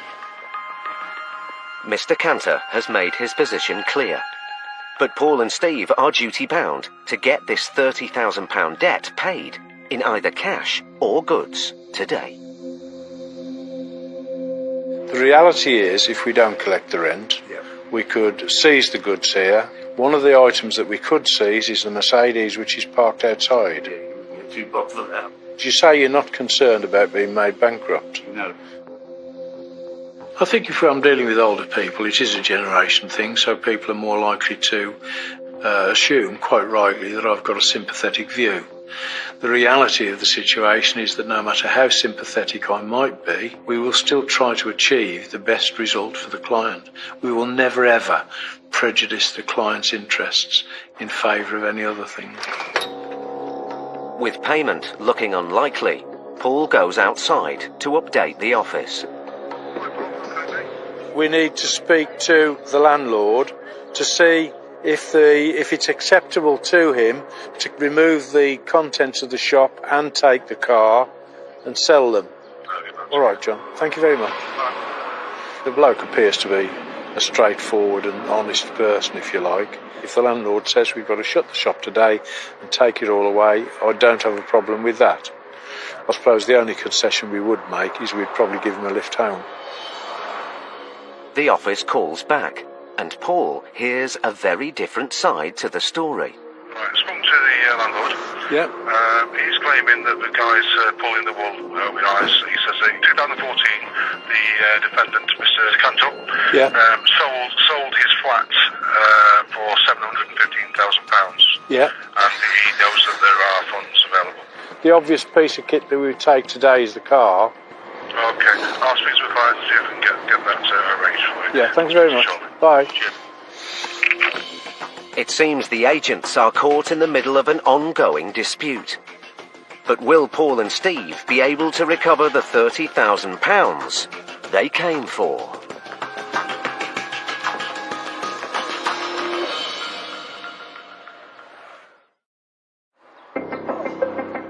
Paul Bohill and Steve Penner were in North London to collect £30,000 worth of commercial rent arrears owed by a tailor. What can we do for you? There's some rent outstanding for here. The debtor, Mr. Cantor, claimed he wasn't concerned that his livelihood was at risk. The landlord could be pursuing you to bankruptcy. It wouldn't bother me. He said he couldn't pay. 30-odd thousand pounds. Yeah, well, we have. But after a phone call to the office, Paul heard a very different version of events. The defendant, Mr. Cantor, sold his flat for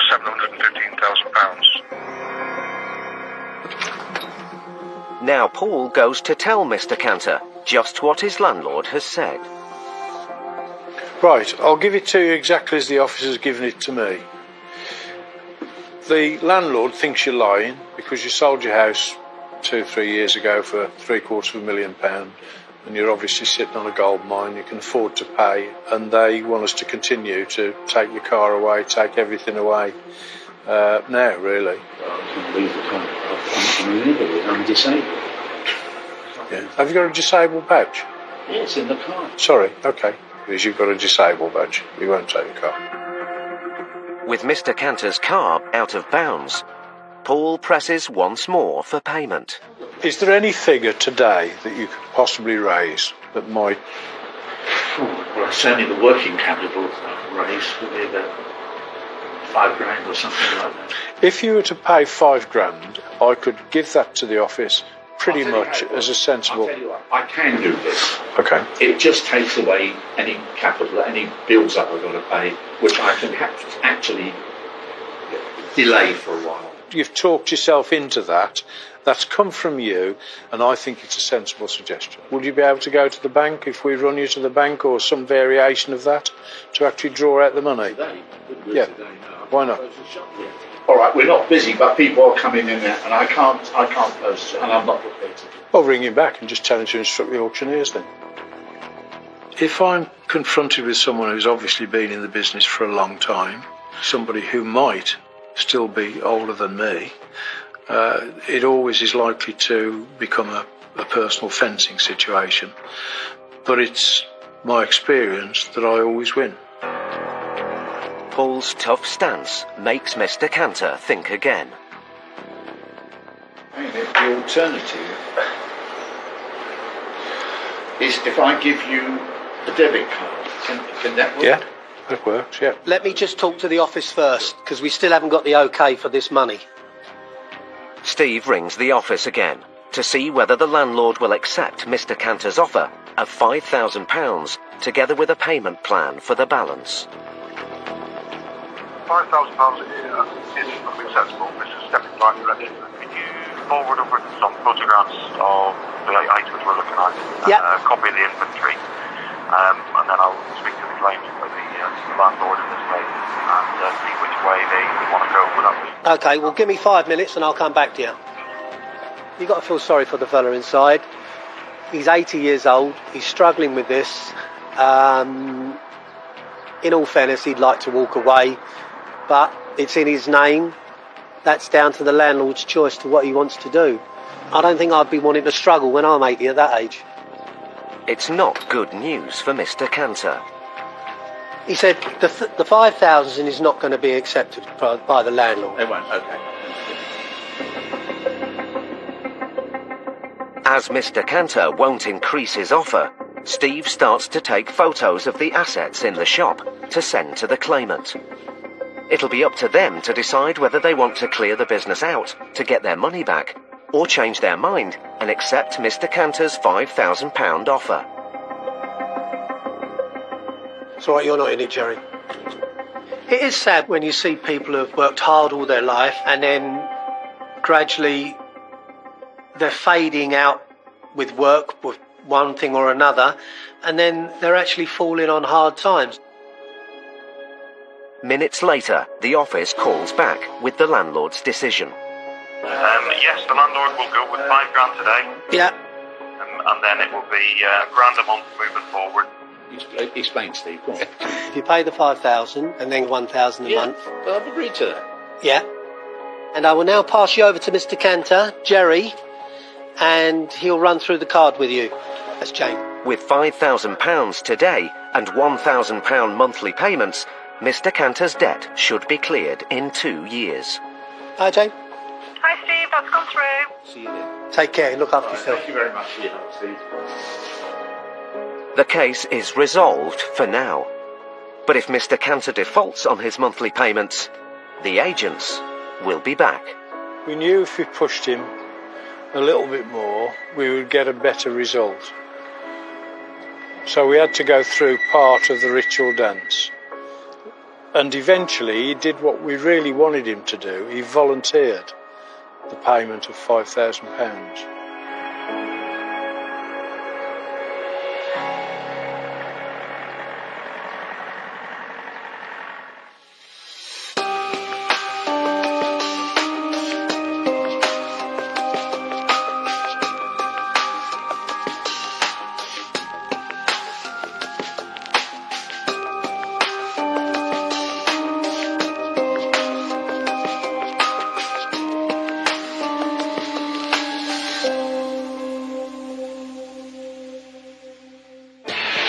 Next time, Stuart and Ian confront a man in crisis. Are you able to make payments, sir? Yes, I can. Okay, that's fine. Now shut up.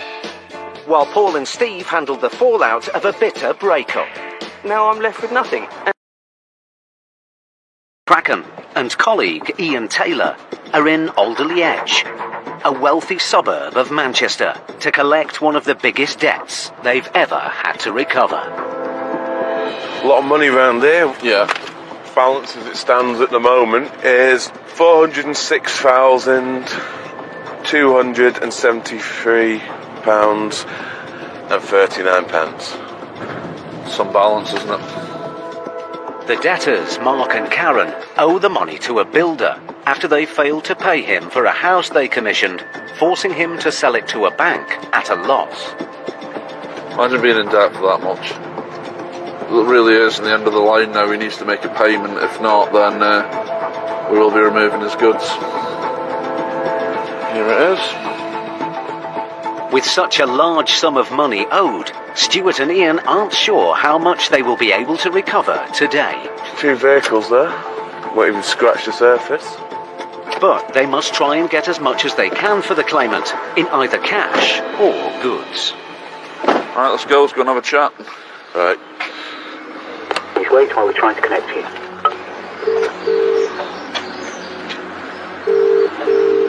That's his car there, isn't it? Gonna give it one more lucky ring. Stuart has already tried to get this case resolved at the property once before.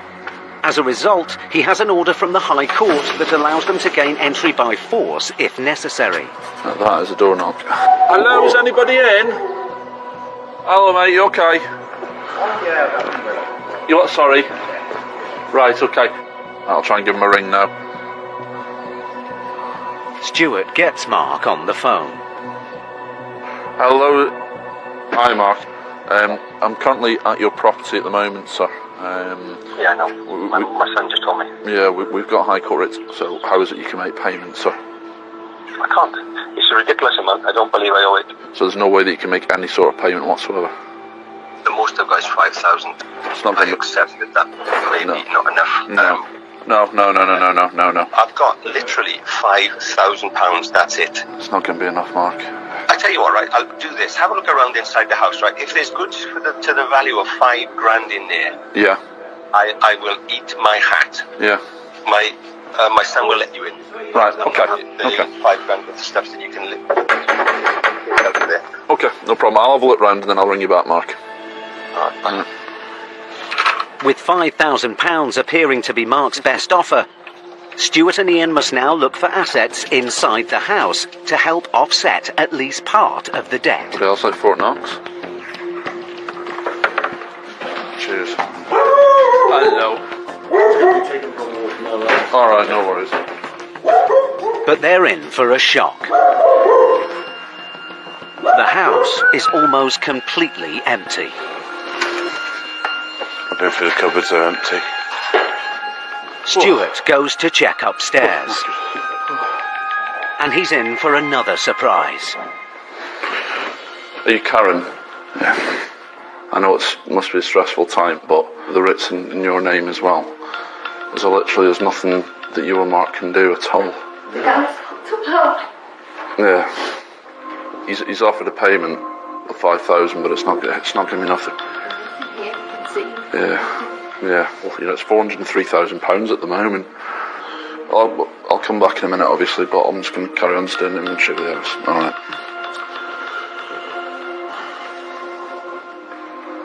Much up there? No, looks like they've lost everything. When we do come across a defendant that has done very well and is quite wealthy, the stakes are a lot higher for them. They've got a lot more to lose, and it only takes one bad decision to land yourself in hundreds of £1,000s worth of debt. Stuart and Ian have been at the property for half an hour. Mark hasn't called back to increase his £5,000 offer. The statue that's in the first room on the right-hand side.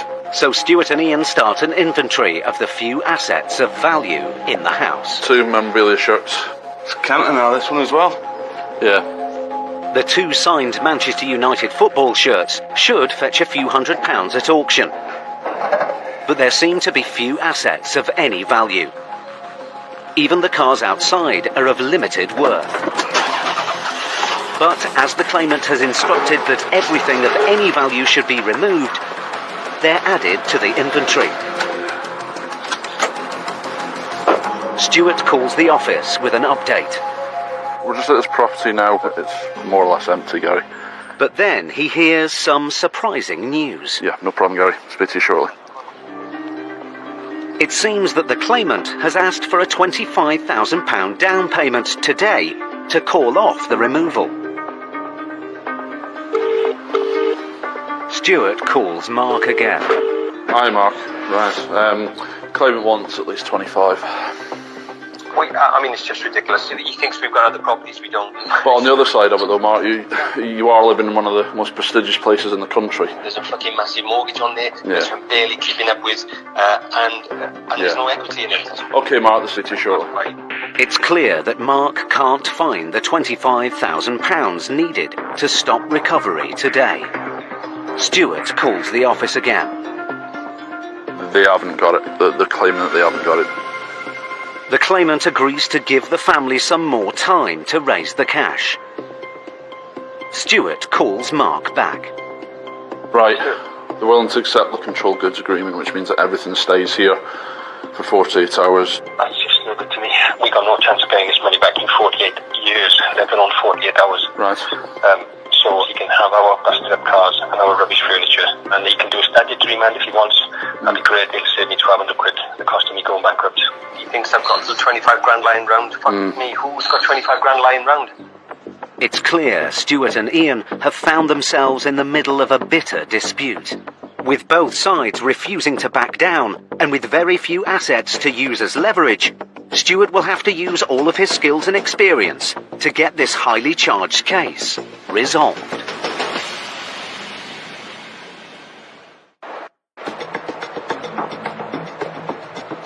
Stuart McCracken and Ian Taylor were in Alderley Edge, Manchester, to recover one of the biggest debts they've ever chased. Balance as it stands is £406,273.39. The debtor, Mark, owed the money to a builder, but could only offer the agents a fraction of the debt. I've got literally £5,000, that's it. The house appeared to be virtually empty. I've been through the cupboards, they're empty. And upstairs, the situation was clearly taking its toll on Mark's wife, Karen. Here you can see. But when the claimant phoned Stuart with an ultimatum... Hi, Mark. Claimant wants at least 25. It became clear that Stuart and Ian were in the middle of a very bitter dispute. He thinks I've got the 25 grand lying round. Fuck me, who's got 25 grand lying round? Now, whatever the rights or wrongs of the situation, Stuart is duty-bound to get some kind of result for the claimant. It's clear Mark won't pay the £25,000 needed to stop recovery today, so Stuart updates Karen on what they intend to take. The 2 vehicles are going. The desk in the office, the wall clock, the sound bar, the lamp that's in the hallway, the side table, the actual safe, the TV downstairs, the cinema system, the TV that's in that second bedroom there, the signed football shirts. So that's where I'm up to at the moment. I can't begin to tell you what the stress it's caused. My husband, to be honest, has been on the edge for I can't say how long. Yeah. We've been fighting this. There's only so much you can take, isn't there? Yeah, there's only so much you can take. Just fucking take it, because What can you do? you've got a shit job. I'm not going to lie, this part is, you know what I mean, usually it becomes some sort of arrangement, but very rarely it comes to this point, and it's... So what's the plan going forward then? Sean Sal's house, but since he left us in the mess that we're in. Yeah. Right, I'll ring recovery.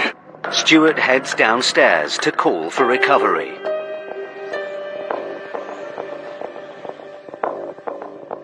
Got the football frames. Right, I've got to take them off all now. Can Stuart and Ian begin to stack the items by the front door. You do mobilisation, mate? I'll see a notice on that one. Okay. It can be extremely difficult when we're dealing with a bitter dispute because the defendant doesn't want to pay the claimant, and then we'll have to remove goods. We can't use any of his goods as leverage because he wants us to take it anyway. So we're in between a rock and a hard place. An hour later, a low loader arrives to remove the cars.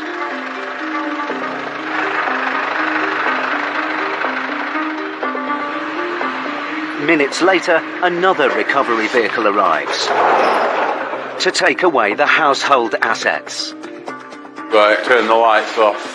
Try one switch at a time and know which room's which. Despite the claimant's request to remove as much as they can, Stuart and Ian must ensure the family have enough furniture and goods to maintain a decent standard of living. And we'll stick these chairs back around the kitchen table. I think that's everything done on that side.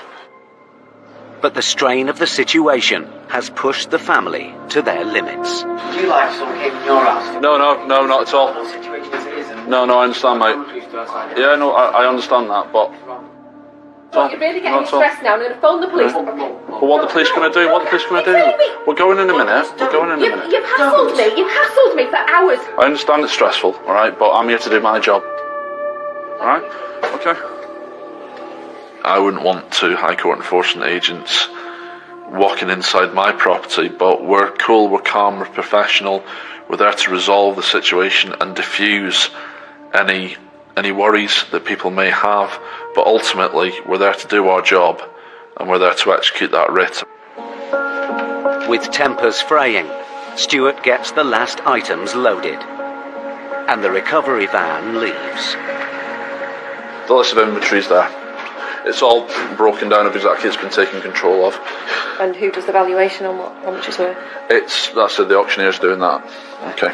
So everything's stored for 7 days. It doesn't get sold now. Okay, it is stored. So if you can try and get this sorted in the next 7 days, you'll be fully entitled to get your stuff back. Okay, it's not like we're selling it straight away. It is stored. Right, okay. All right. See you later. Bye.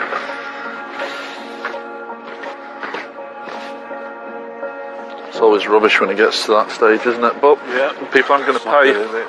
It looks like that the family have had enough of the claimants. Looks like that they're living on the bare means. They're not willing to cooperate. They're not willing to make a payment. So we've had to remove the goods.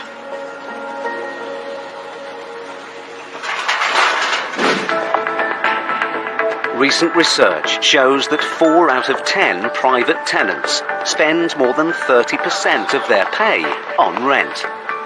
And parents are spending £850 million each year to help their young adult children pay for accommodation.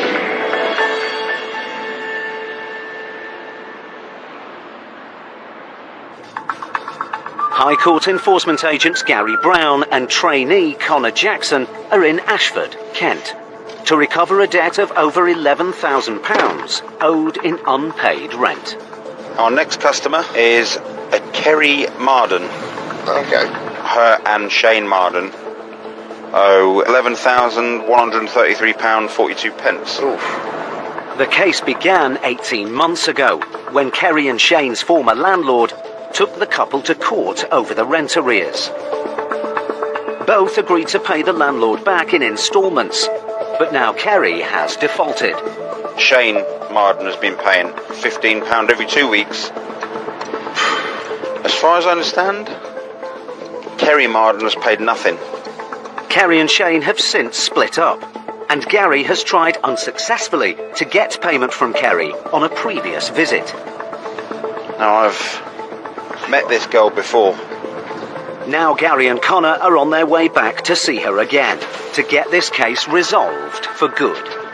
It's actually Shane that told us her new address. So he's not happy with the fact that he's paying and she's not? No. Good shout, that man. As they arrive, they spot someone at the window with a smartphone. Oh, they're already recording us. Recording us walking up.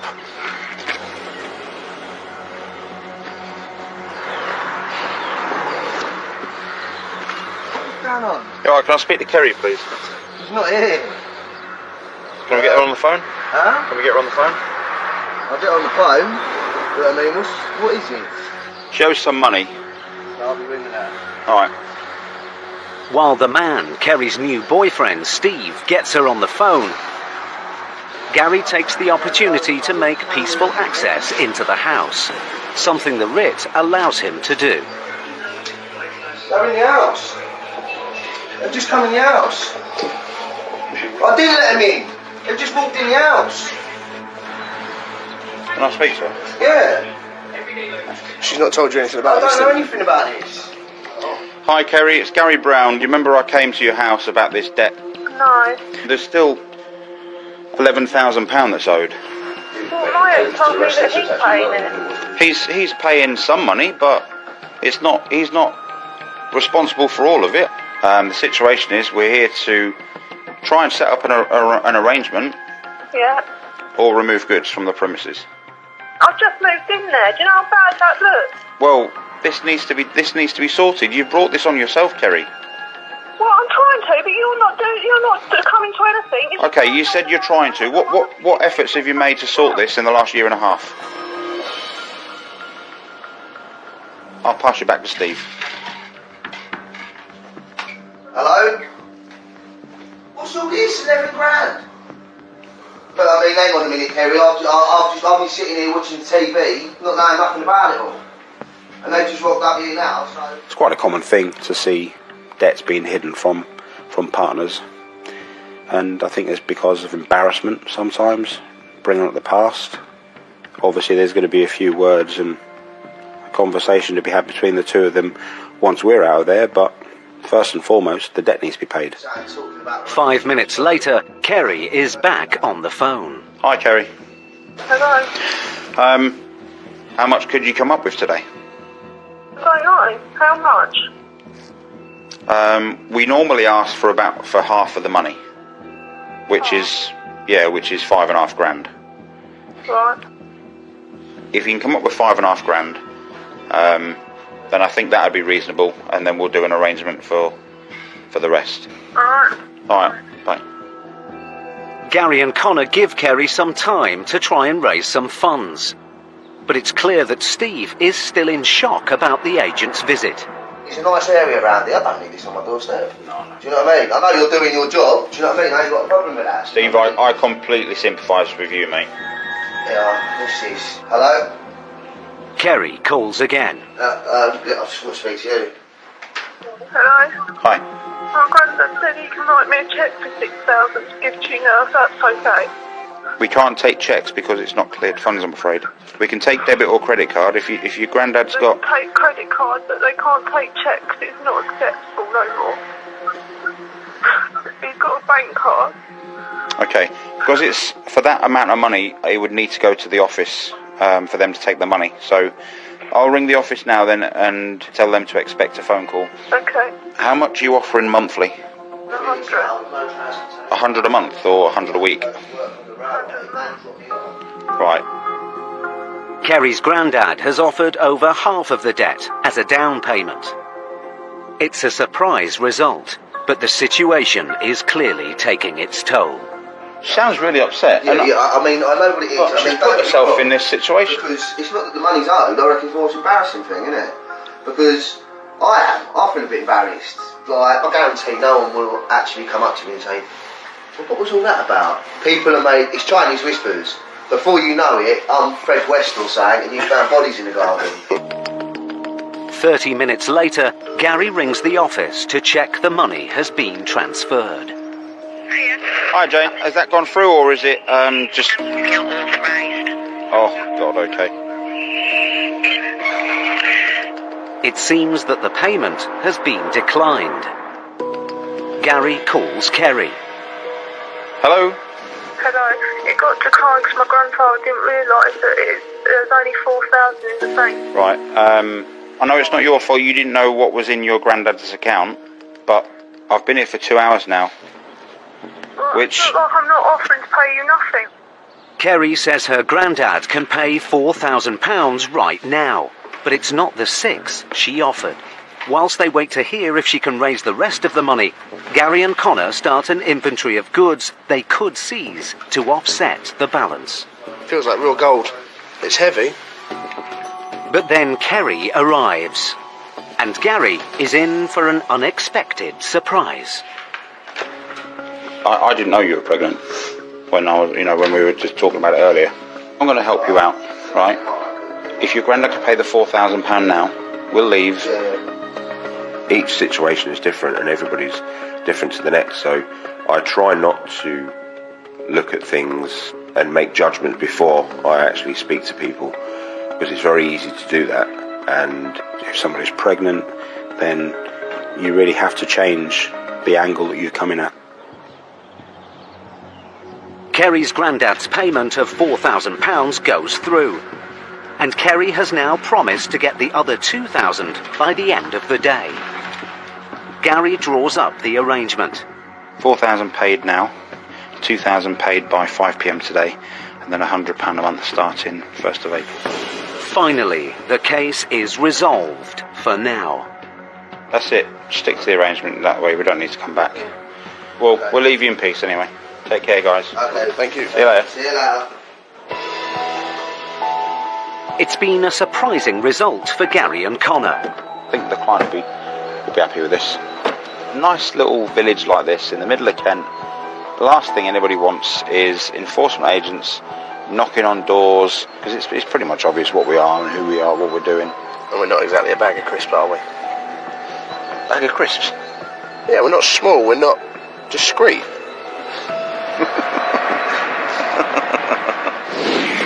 Faced with a delicate situation, Gary and Connor got a good result. But in Stuart and Vic's next case... I don't have the money. Let me just explain, sir. I don't have the money. A debtor who says he can't pay pushes Stuart to the limit. That belongs to the limited You touch me again, sir, I'll phone the police. You touch me again, sir, I'll ring the police and you'll be I'll arrested. ring the fucking police.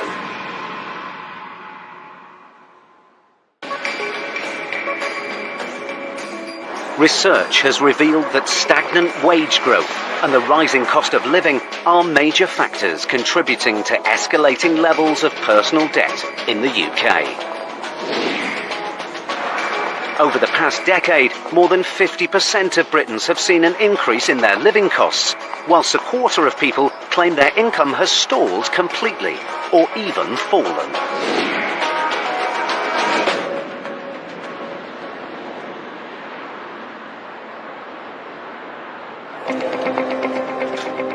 High Court enforcement agents Stuart McCracken and Elmore Victor are in Prestwich, Lancashire. They have a writ to collect a debt of almost £1,800 owed in unpaid parking fines by Graham Morris. Stuart has some details of the car Mr. Morris drives. So tell me about Mr. Morris. Mr. Morris, he's got a Mercedes CL500 outside. It's an old one. Mr. Morris, an accountant, incurred the fines after parking his Mercedes without buying a valid ticket. Is this the one here? Here it is, this one here. He had been paying off the debt by instalments, but he's defaulted. Now he must pay back the money he owes in full today.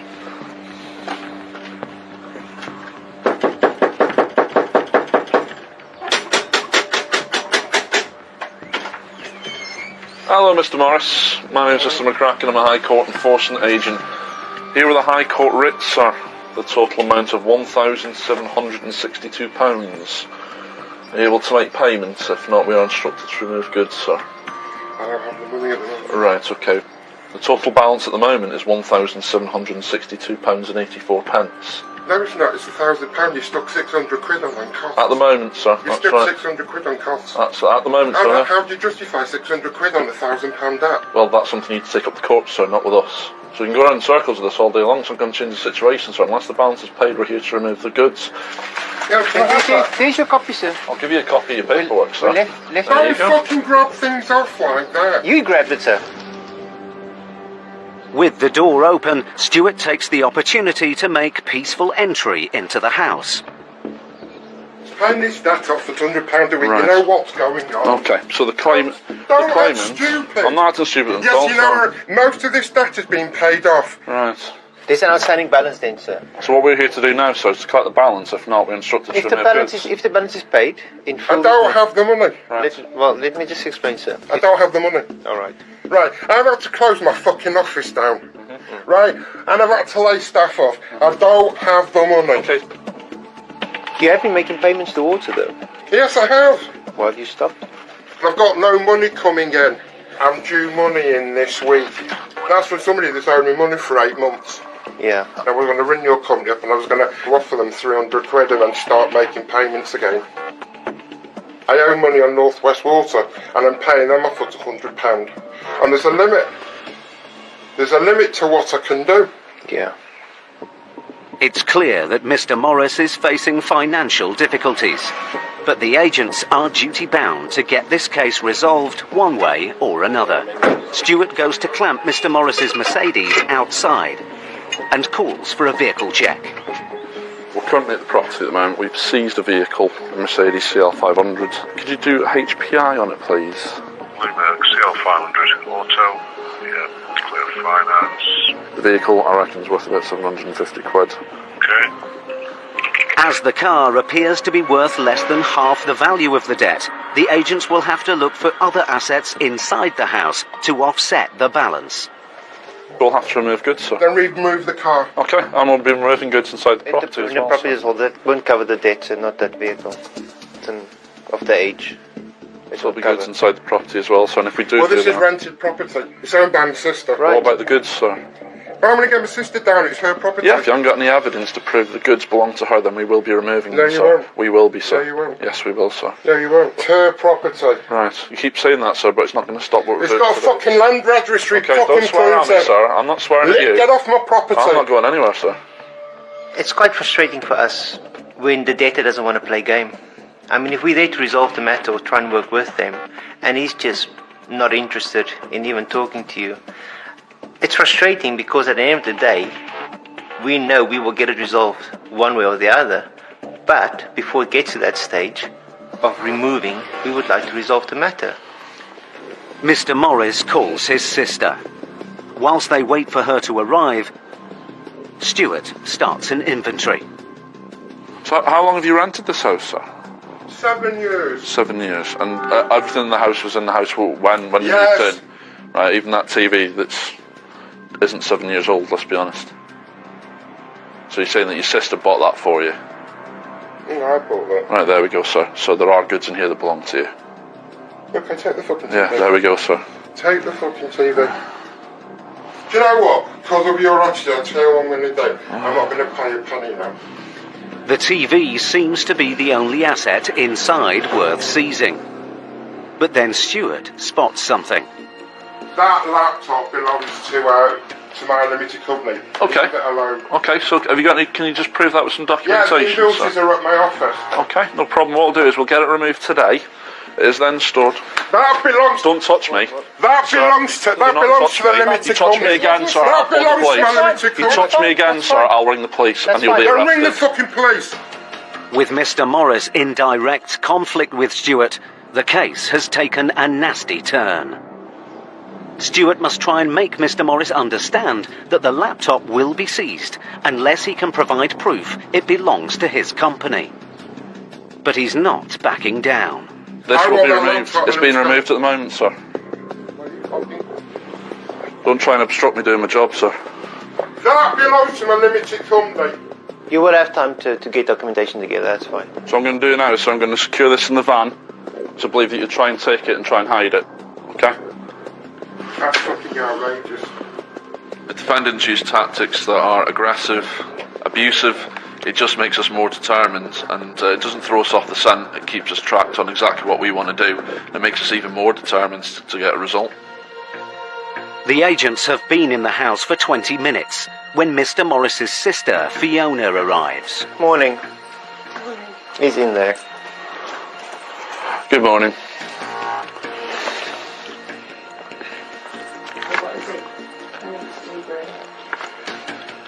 I've told them it's your property and I told them the contents belong to you and they need proof.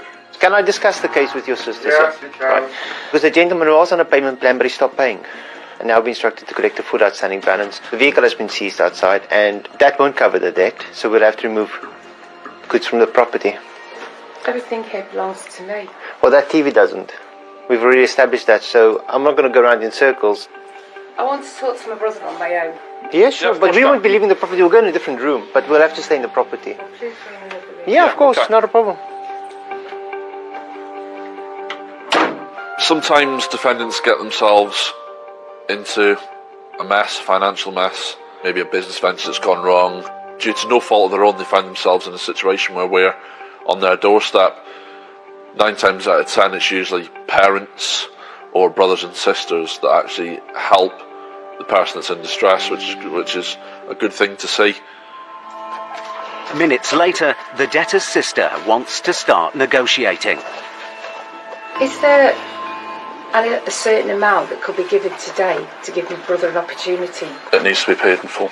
He's been on a payment plan already. It's already been. And he's broken it, so that's why the client wants the money all. And how long are you prepared to give? It's 7:10 now. As a gesture of goodwill, we'll give it till 8:15. And that's us being here for nearly 2 hours. The deadline has been set. If the money can't be raised in full in the next hour, Mr. Morris's assets will be seized. I'm leaving the property to do something and then I'm going to come back. Okay, no problem. Do you know how long that'll be roughly? 8:10, did you say? Yeah. 8:10. Yeah. Right. Well, tell me the truth. You're going off to see if you can get you sort the money out for me. With Mr. Morris's sister gone to try and raise some funds, Stuart tries to find out more about the case. Graham, where's the parking from? They're a private parking company and it states quite clearly that the first 2 hours are for free. Yeah. Now, I used to go there first thing in the morning for coffee, so I never stayed there more than an hour. No. And a lot of times I would turn up before 8 o'clock. It was a ticketing machine and the machine didn't get turned on till 8. Right. And then they'd slap tickets on. But it must have been a few times. 15 tickets. Yeah. I'm going to appeal this. Yeah. You feel entitled to appeal it. That's entirely your choice. To us, a writ is black and white. Okay, I'm not the judge. You can tell me your story, you can tell me your life story. I can't change anything on that day about the outcome of the writ. It's not going to change anything because the writ is active and it stands and we have to execute it. 5 minutes before the deadline expires, Fiona comes back. I'm going to make the payment today. Right. This is a debit card. Okay. Okay. Insert your card now. Right, you can just enter your PIN. She offers to pay her brother's debt in full. Graham, let's talk about it afterwards, please. Yeah, it's gone through. The card is accepted. And Mr. Morris's debt is cleared by his sister. That's all your paperwork. Keep hold of that. That's your laptop. All right, Graham, we'll be on our way. The agent's perseverance has paid off. Yeah. Cracking work, mate. Cracking work.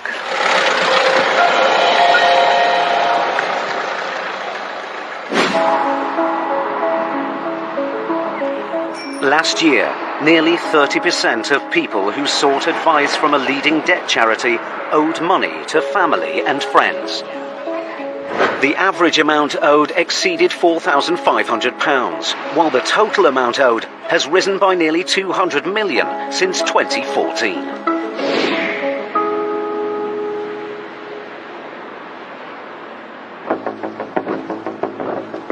High Court Enforcement Agent Gary Brown and trainee Connor Jackson are in Havant on the south coast. Miserable weather. Yeah, you can say that again. They have a writ to collect just over £8,500 owed by Luke Ferrugia to a friend. Gonna go and pay a visit to Mr. Luke Ferrugia. Okay. To collect £8,591, 71 pence. That's a lot of money. Mr. Ferrugia borrowed the money from the claimant 6 years ago for a deposit on a house, but failed to pay it back. The case was escalated to the High Court, And now Mr. Farrugia must pay the money he owes in full today. Based on the weather, I'm hoping he lets us in. Yeah. Don't want to get my hair wet.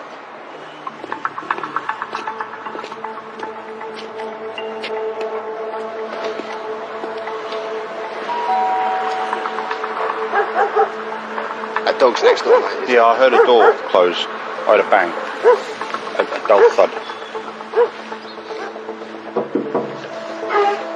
I just seen him.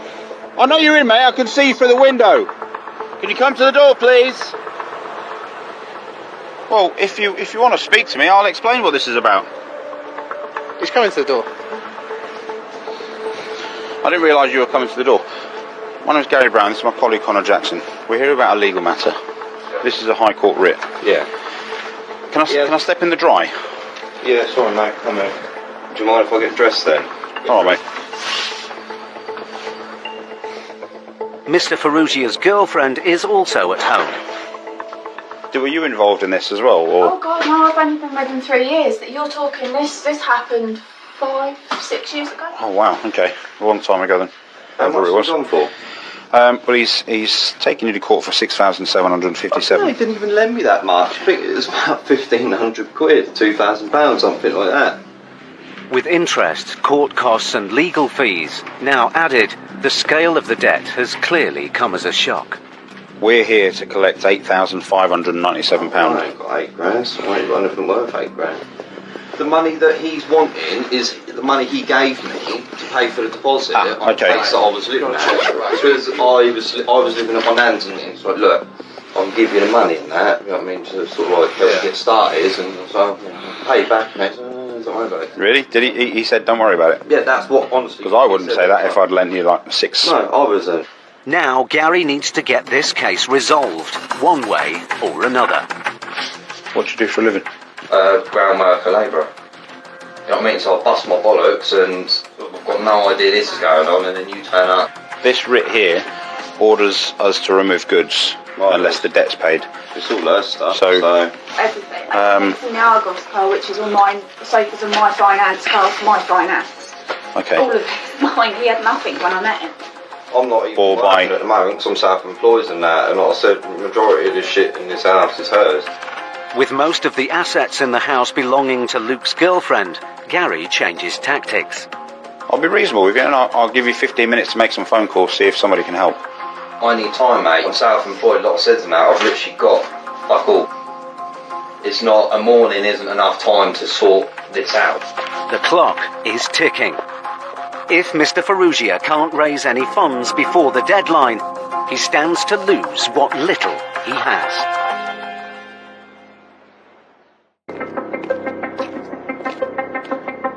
Gary and Connor were in Havant on the south coast. I know you're in, mate. I can see you through the window. Pursuing a debt of over £8,000 owed by Luke Farrugia to a former friend. He didn't even lend me that much. I think it was about 1,500 quid. The defendant said he couldn't pay. Literally got fuck all. But Gary set a deadline to see whether he could raise any funds. I'll be reasonable with you, and I'll give you 15 minutes to make some phone calls, see if somebody can help. Now, while Luke makes some calls, Gary and Connor start an inventory of goods belonging to him they could seize to offset the debt. Got all these different games down here, all these different consoles, and then there's loads of old ones there. 2 boxes of Halo limited edition.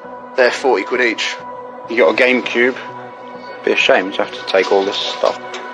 With little of value belonging to Luke inside the house, Connor checks out the garage and finds a motorbike. Worth as much as £500 at auction, the agents might finally have found an asset worth seizing. Connor checks the license plate online and goes back inside with the news. We have a bit of an issue, guys. The bike is not on finance. No, I forgot. I got out a loan for What, motorbike? Mountain bike? Motorbike. It's a Yamaha 125, so... With his bike now at risk, Luke has an idea. What about you now? As a last resort, his girlfriend rings her grandparents. Hello? Hello? That's not good, is it? Well, it might be. It might not be that bad. That's my granddad speaking to Luke. That's not good. He's probably just moaning at his life. He's got me into shit. Which one of you two's in charge? Me. He's in charge. Hello there. How much are you able to? Probably at 3. 3? I mean, that's going to be the best that we're going to be able to do. We've got literally no one else to get any money off. That is it. Okay. Okay. I'll accept £3,000. We'll do an arrangement for the rest. Thank you. Thank you. Bye bye. The older generation quite often bail out the younger generation, whether it's grandsons, granddaughters. I see it quite a lot. The older generation seem to quite often be those people that owe money tend to turn to, whether it's because they are a bit wiser in terms of managing money. I would imagine that's got something to do with it. With a lump sum payment of £3,000, Gary now needs to put a payment plan together to clear the rest of the debt. The conversation we need to have now is how much can you pay monthly? 50 quid, and I could probably say safely at the moment that I could probably pay that, but I don't want to say I'm going to pay more and then not be able to afford it and then have more shit and then have you come back here. You know what I mean? Gary calls the office to see if the client will accept £3,000 today and £50 a month towards the £8,000 debt. He wants it higher than that. Right, okay. Bearing in mind the debtor's not in work at the minute, or when he does work, it's here and there. I can only say what the client, James is telling me. All right. Bye. Luke, they've just got hold of the client, and he said he's not accepting 50 quid a month. He wants more than that. I've busted my ass to give you what I've got now, mate. I'm fucking on the edge. I accept that, but that's his response. So what's he going to think's a reasonable amount then? Because I could say £100 a month and he could still say no. And I'm not going to stay calm forever. I'm not being horrible. I know you're doing your job now. You've been in my house for 2 hours fucking my shit up. I've got you £3,000. I'm not going any more than £100 a month. And that's me just clutching at straws just to get you out of my house now.